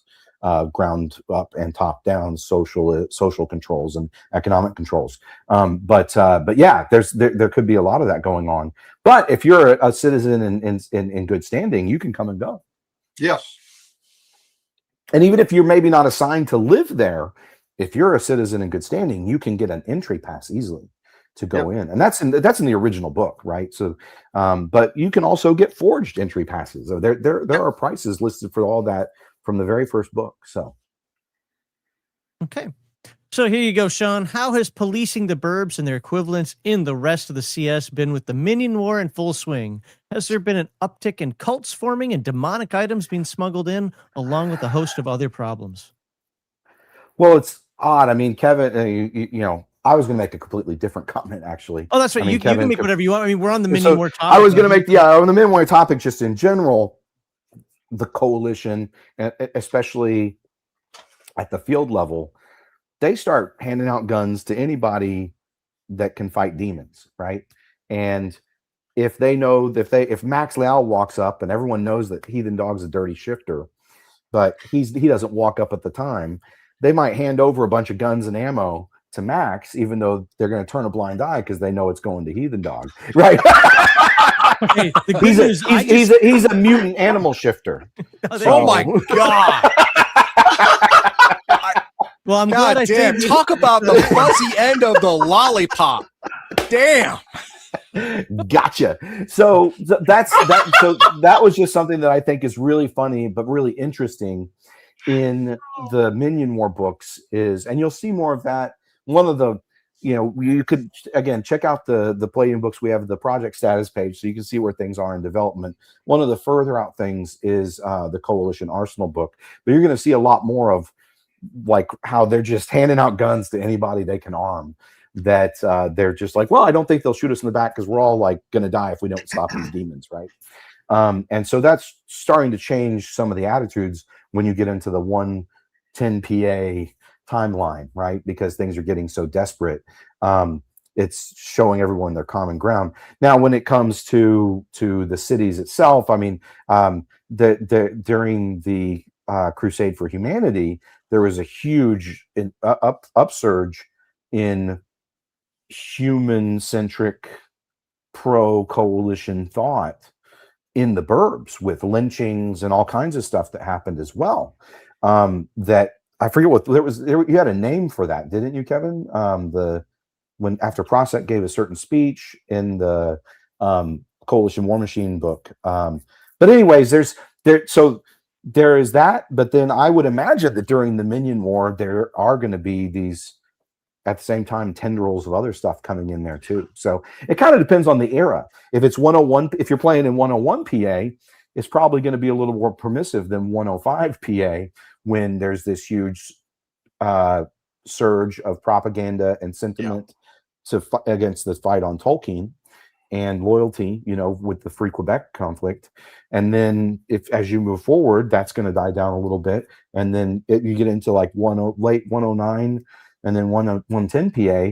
Yeah, you could see, and I think also with the fall of Tolkien in 109 and then in 110 with the Minion War, you would see more artifacts and magical stuff making their way in through the black market channels and stuff like that. So that's a really interesting question. All right. I agree. Great. Rubber stamp that. Let's move on. We're going to move on to other burbs now. You guys have already kind of, mentioned that a little bit. Does Arsno have a burbs? If so, how do they police the nearby secondary and wild vampire threat? Same question for Lone Star, the city, and the underground base. I would say Arsno does not, but certainly Lone Star does. And they the same policies apply. Same. Free Quebec would have one. Ironheart certainly has burbs. Everything we talked about pretty much applies to all the locations. Yeah, any fortress city basically is going to have the hangers on area, which is the one big exception I think would be like Los Alamo, I think. in Texas. That's Yeah, because because it's more of a super secret. I mean, even in Lone Star, it'd be a little less than elsewhere. But no. I mean, what am I thinking? I'm not thinking. I don't know what. It's the city, the city that has the minefield around it and the roads coming in north, south, east, west. Anyways, it's in West Texas, near San Antonio, Austin area. That one is not part of the coalition, but it's a walled city, but it's surrounded by a fucking like mile-long minefield that's patrolled by aerial stuff. So they like worked really hard not to have anybody just loitering outside their walls. Then entry control is like super crazy. So that's in I think that's in one of the I think that's in the new or the Lone Star book. Anyways, I think it's in Lone Star too. Yeah. Right. Since the Sky Fort is built upon stilts in the Gulf of Mexico or the Caribbean, would its burbs also be on stilts, and would they have to worry about pirates, slavers, Splugorth, sea monsters, and the Lord of the Deep? I don't know. It'd be on stilts. You probably have a bunch of boats. Yeah, strapped together boats. Yeah, I mean, Yeah. I've seen that in Rafts. other places too. Yeah. what are we talking about? So you say read that again? So since the Sky Fort is built upon stilts in the Gulf of Mexico, you want me to keep going? Yeah. Oh, okay. I thought yeah. In the Gulf of Mexico or the Caribbean, would its burbs also be on stilts, and would they have to worry about pirates, slavers, Splugorth, sea monsters, and the Lord of the Deep? Yeah, I don't know if they'd have burbs the same way, but No. I think it would be lashed together barges. Yeah, but could it agree. be like Hong Kong Sprawl? Yeah. And they would definitely have to worry about pirates and sea monsters and stuff. Yeah, you're yeah.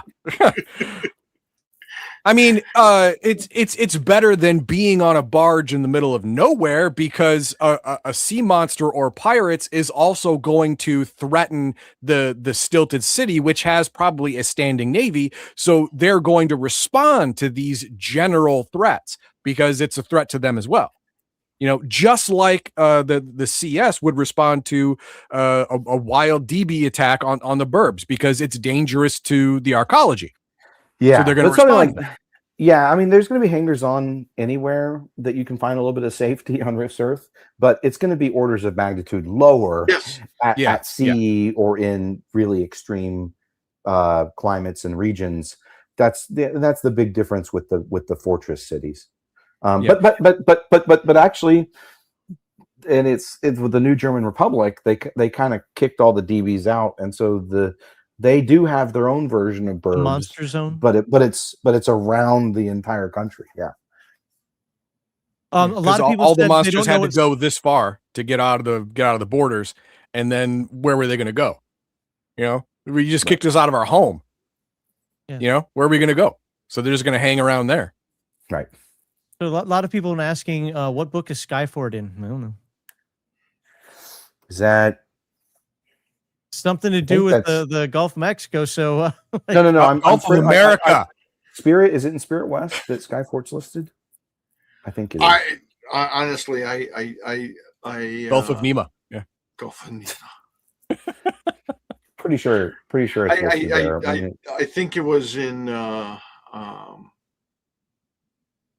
was it one of the new version of the Vampire Kingdoms or Source? Oh, maybe it was talked about more there. Okay. All right, two more, and they're relatively the same question. So I'm going to ask them both at the same time, and then I'm done. Now we're going to talk about the future of the burbs, because we know you guys love to give spoilers. If you're going to do another Chi-Town book, what might you cover and why? And are there any secrets about the burbs you've wanted to reveal but haven't yet? Yeah, you see, there's really an alien intelligence that's controlling everything. I'm doing that for Heathen Dog's sake. Stop it. People will believe that. People will believe that. You know why? Because in Australia, there's a giant frog god that wants to eat all the water in the planet. So you know what? That's not far-fetched.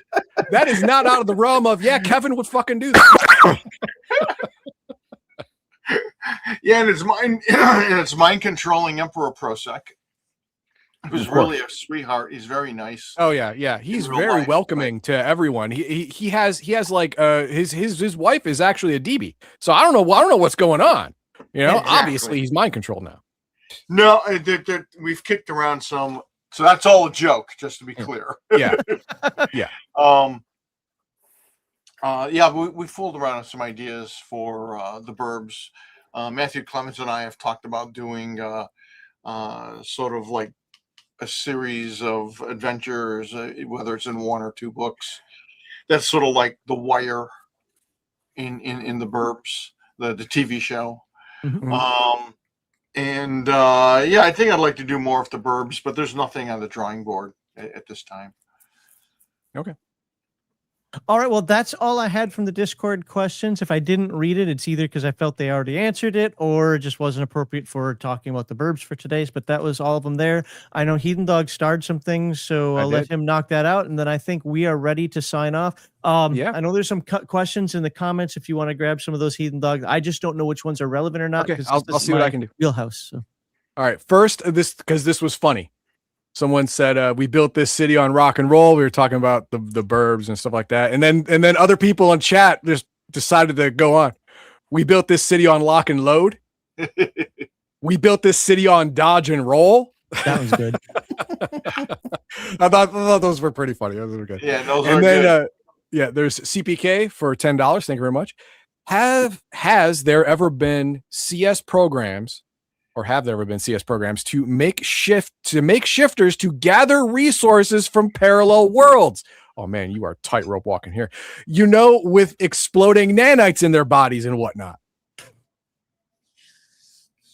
No. No. Is it No. no? Now that would have been entirely possible under the last prosec because they were a little more magic friendly earlier in the coalition. A little bit, I don't want to say magic friendly, magic grudgingly accepting at some points earlier in the CS's lifetime. But now, almost definitely not. I mean, if I can see because I've read other CS supplementary books where project leaders in forts and whatnot, base commanders, stuff like that, have a little more leeway to get shit done. But I don't think even they would go that far. Well, and you have yeah, to remember when we say the Prosec coalition, when you talk about the previous prosec, he's pre-coalition. So the coalition was founded under, The current.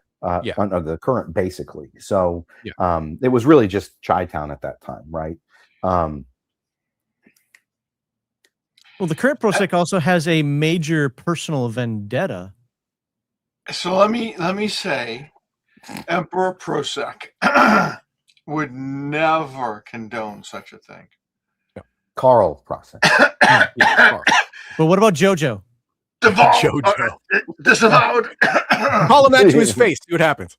Yeah. So, when it comes to there is some hanky panky going on under But Little Joe. dear, okay, dear how about old this? How about son. this? If something like that were to come to light, the heads will roll. I mean, they would have to. Roll. Absolutely. They would have Yeah. to. They would have But to. if you And can, I don't if think it you would can- be. And the other thing is that makes it. If saying that it's a resource gathering operation makes it sound like large and industrial scale. I don't even know if that's how possible that is on Rift's Nope. Earth. It's just Yeah. Rifts are just very hard to control. too unpredictable, right? Very unpredictable, right? Could you send really skilled guys with the right shifter or magic users to try and get to a specific dimension? Yes. Will you be able to set up like an industrial resource extraction operation? Not unless you're the Splugorth, right? Yeah, There's if you go read the spells on like summon dimensional portal and stuff like that, you usually have to have been somewhere or know of its existence. And even go then, there. the odds are low. It's not easy, right? It's not easy. The odds are low. So no, this isn't. Some people, look at those spells, go reread them. Yeah. If you, I mean, yeah. the only way to make that work would be to, in your specific campaign, someone creates like sliders technology. Like an actual technological device that mimics the effect of of an Talking actual about rip. transdimensional TMNT earlier. We were. So you could have a dimensional hopper. But yeah, otherwise that's the realm of purely very powerful. Yeah, of the like the Slugorth. magic super kingdoms. Yeah, Right. Like super high level magical right. mastery and dimensional travel. And mastery. then let's see here. So yes, Deval is still in the work. Deval, just the disavowed is still in the works. And yes, you should definitely check it out when it hits. That one's a ways the out though, and that's like 8th or something on Kevin's list to do. So Oh, and this one right here, Matthew Wagner, CPK. If you are the GM, you can do whatever you want. That's a cop out. That's a cop out. It's true. It's technically true, but you still should be, even as the game master, working within the confines of the setting. If you go outside the setting, well, then I don't know. You're in the weeds, man. And anything can happen, and somebody's not going to have a good time.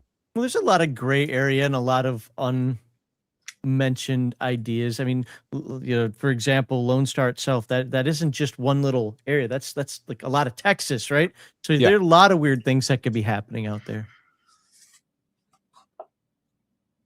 And I think that's about it. Okay.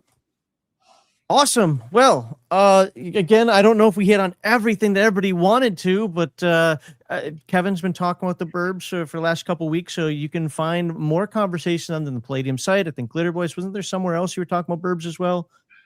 I forget, but if you didn't get your answer here, you might get your answer there. So go check those out. Obviously, you want to be subscribed to the Palladium channel anyway.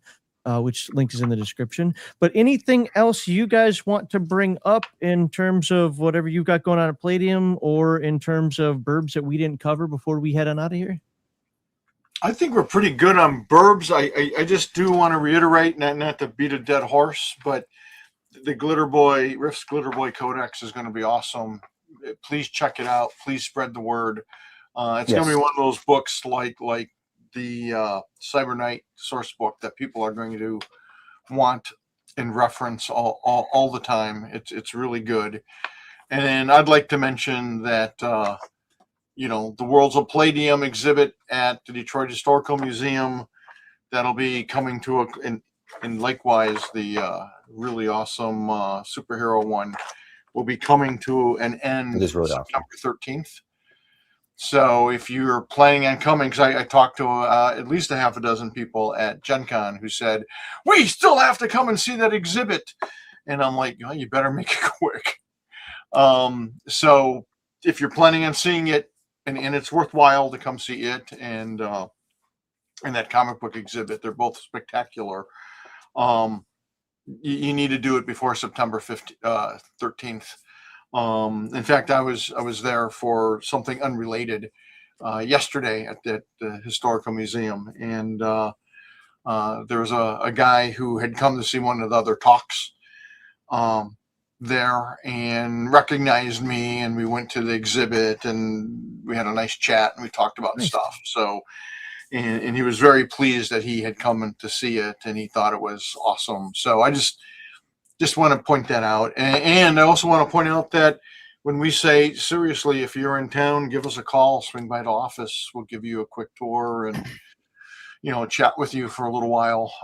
That's a real thing. So if you're coming to town to see the exhibit, or you want to make a day of it and see the exhibit and maybe, the Art Institute across the street, and then swing by Palladium's office and hang out for 20 minutes or half an hour, come on down. There it is. Sean? All right. Yeah, just avail yourselves of, if you haven't gotten the TMNT books, the Redux books, they're greatly expanded. They're awesome. People were raving about the rules clarifications and updates. It's the same game. It's just basically re-explain how to fight and do the combats and skill checks, kind of from the ground up for modern leaders. And it does have explicit movement rules within combat, which a lot of people are really enjoying. We got lots of really great feedback at Gen Con about it. So that, and then there's the books have great. I mean, if you want to, whether you want to create your own Lone Star Mutant Animals, or you want to go to, parallel dimension hopping or time traveling, you're covered with those books. And the other thing I'll throw out, of course, please go check out the page for the Backit page that the guys have linked for the Glitterboy Codex. I'm really excited about the project, and it's going to have a lot more than just the book itself. It's going to have multiple dice sets for Rifts, for any Rifts player, and Game Master, a Game Master screen in the vein of the new TMNT Redux Game Master screen, which people are loving. We're getting really great feedback on, and it's going to have. We didn't really talk about this a lot, but it's going to have a Mechanoids collection for the 45th anniversary of Palladium. We're also going to have a book, that book available, which is going to have stuff from the original Mechanoid Invasion trilogy, the 1985 Mechanoids book, which I didn't understand was hyper different from the Mechanoid Invasion trilogy, and that's out of print. You can't get it in PDF or in physical right now. And it will also have the new generation of Mechanoids from the Rifts Mechanoids source book, Rifts source book to the Mechanoids, but without all the Rift stuff. It'll just have like the 20 or so pages of that new generation of Mechanoids, and we'll see if maybe Kevin is going to maybe add another just page or two of some fill-in lore that we might add. I might add some because he and I have talked a lot about the Mechanoids and what we want to do in the future. But this is going to be, I think it should be a cool book that we haven't really even talked about, is going to be part of the campaign. And a giant Glitter Boy statue. If anyone followed the Promise of Power Reforged campaign that we canceled, we had a Glitter Boy statue. We're going to bring it in for this. So I think a coalition flag, some game mats, posters. I mean, it's going to have a lot of cool stuff. So I hope that everybody follows it and checks it out, because I can't imagine if you're not like gung-ho about a Glitter Boy book, but even if you aren't, you might want to check it out, because I do think, it's going to be one of those books that people are going to want to constantly refer to, but also it's going to have a lot of other great stuff just for anybody who loves Rifts or dice or cool stuff. So, yepper. All right, well, there we go. Thank you, everybody who is watching. We'll announce whenever the next one is, when we know when the next one is, what we're talking about. But until then, by the way, just in case, if you watched the beginning and saw the intro song, that was about, obviously coalition propaganda. This outro is going to be a little bit more about why that propaganda is necessary. And it's from the Skyscape album.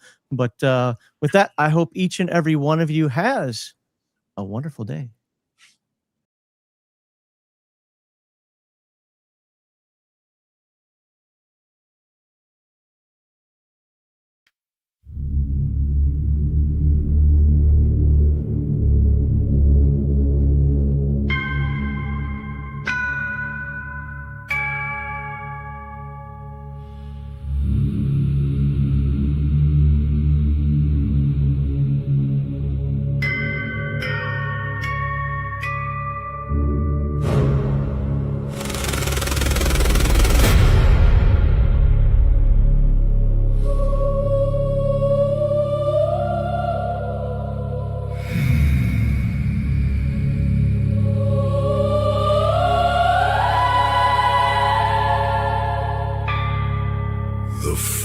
Seals its 1,000 mouths. No cricket saws, no owl replies. The ley line burns in buried blue. Cold pressure climbs behind my eyes. Black serpents coil through opened air. And every thought forgets the skies.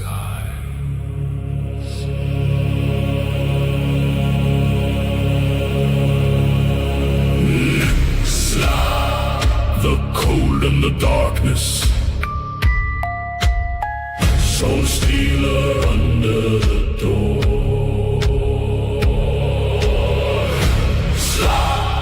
The hunger beneath death.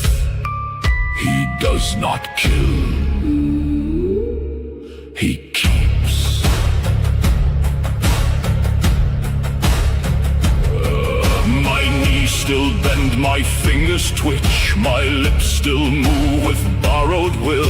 The thing inside me wears my face, its winter teaches flesh to still. My soul hangs deep in lightless halls, where countless silent captives chill.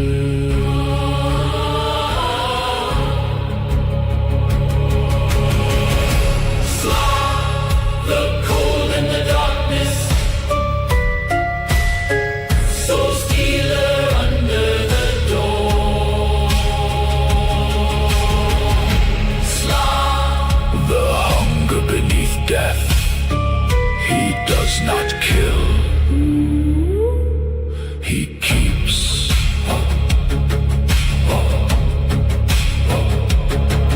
The harvesters raise the circle's breath, their knives know where the windows bleed. They call the void through stolen strength and praise the master death will feed. 1,000 fragments wait below for every living mind in need. No head, No mercy, no mercy, no human shape, 200 stories rise. only eyes on us. 6 hands grope through conquered worlds. Tentacles drag the dead from cries.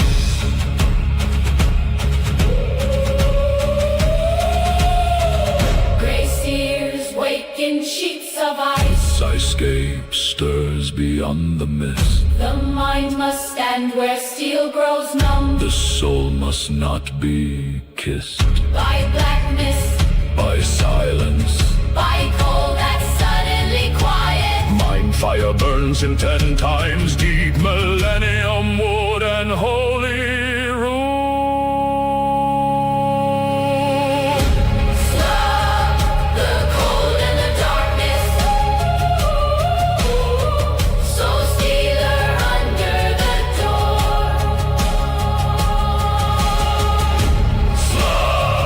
The hunger beneath death, he does not kill, he keeps. Slav, The cold and the darkness, soul stealer under the world. soul stealer under the world. Slav, The prison beneath death,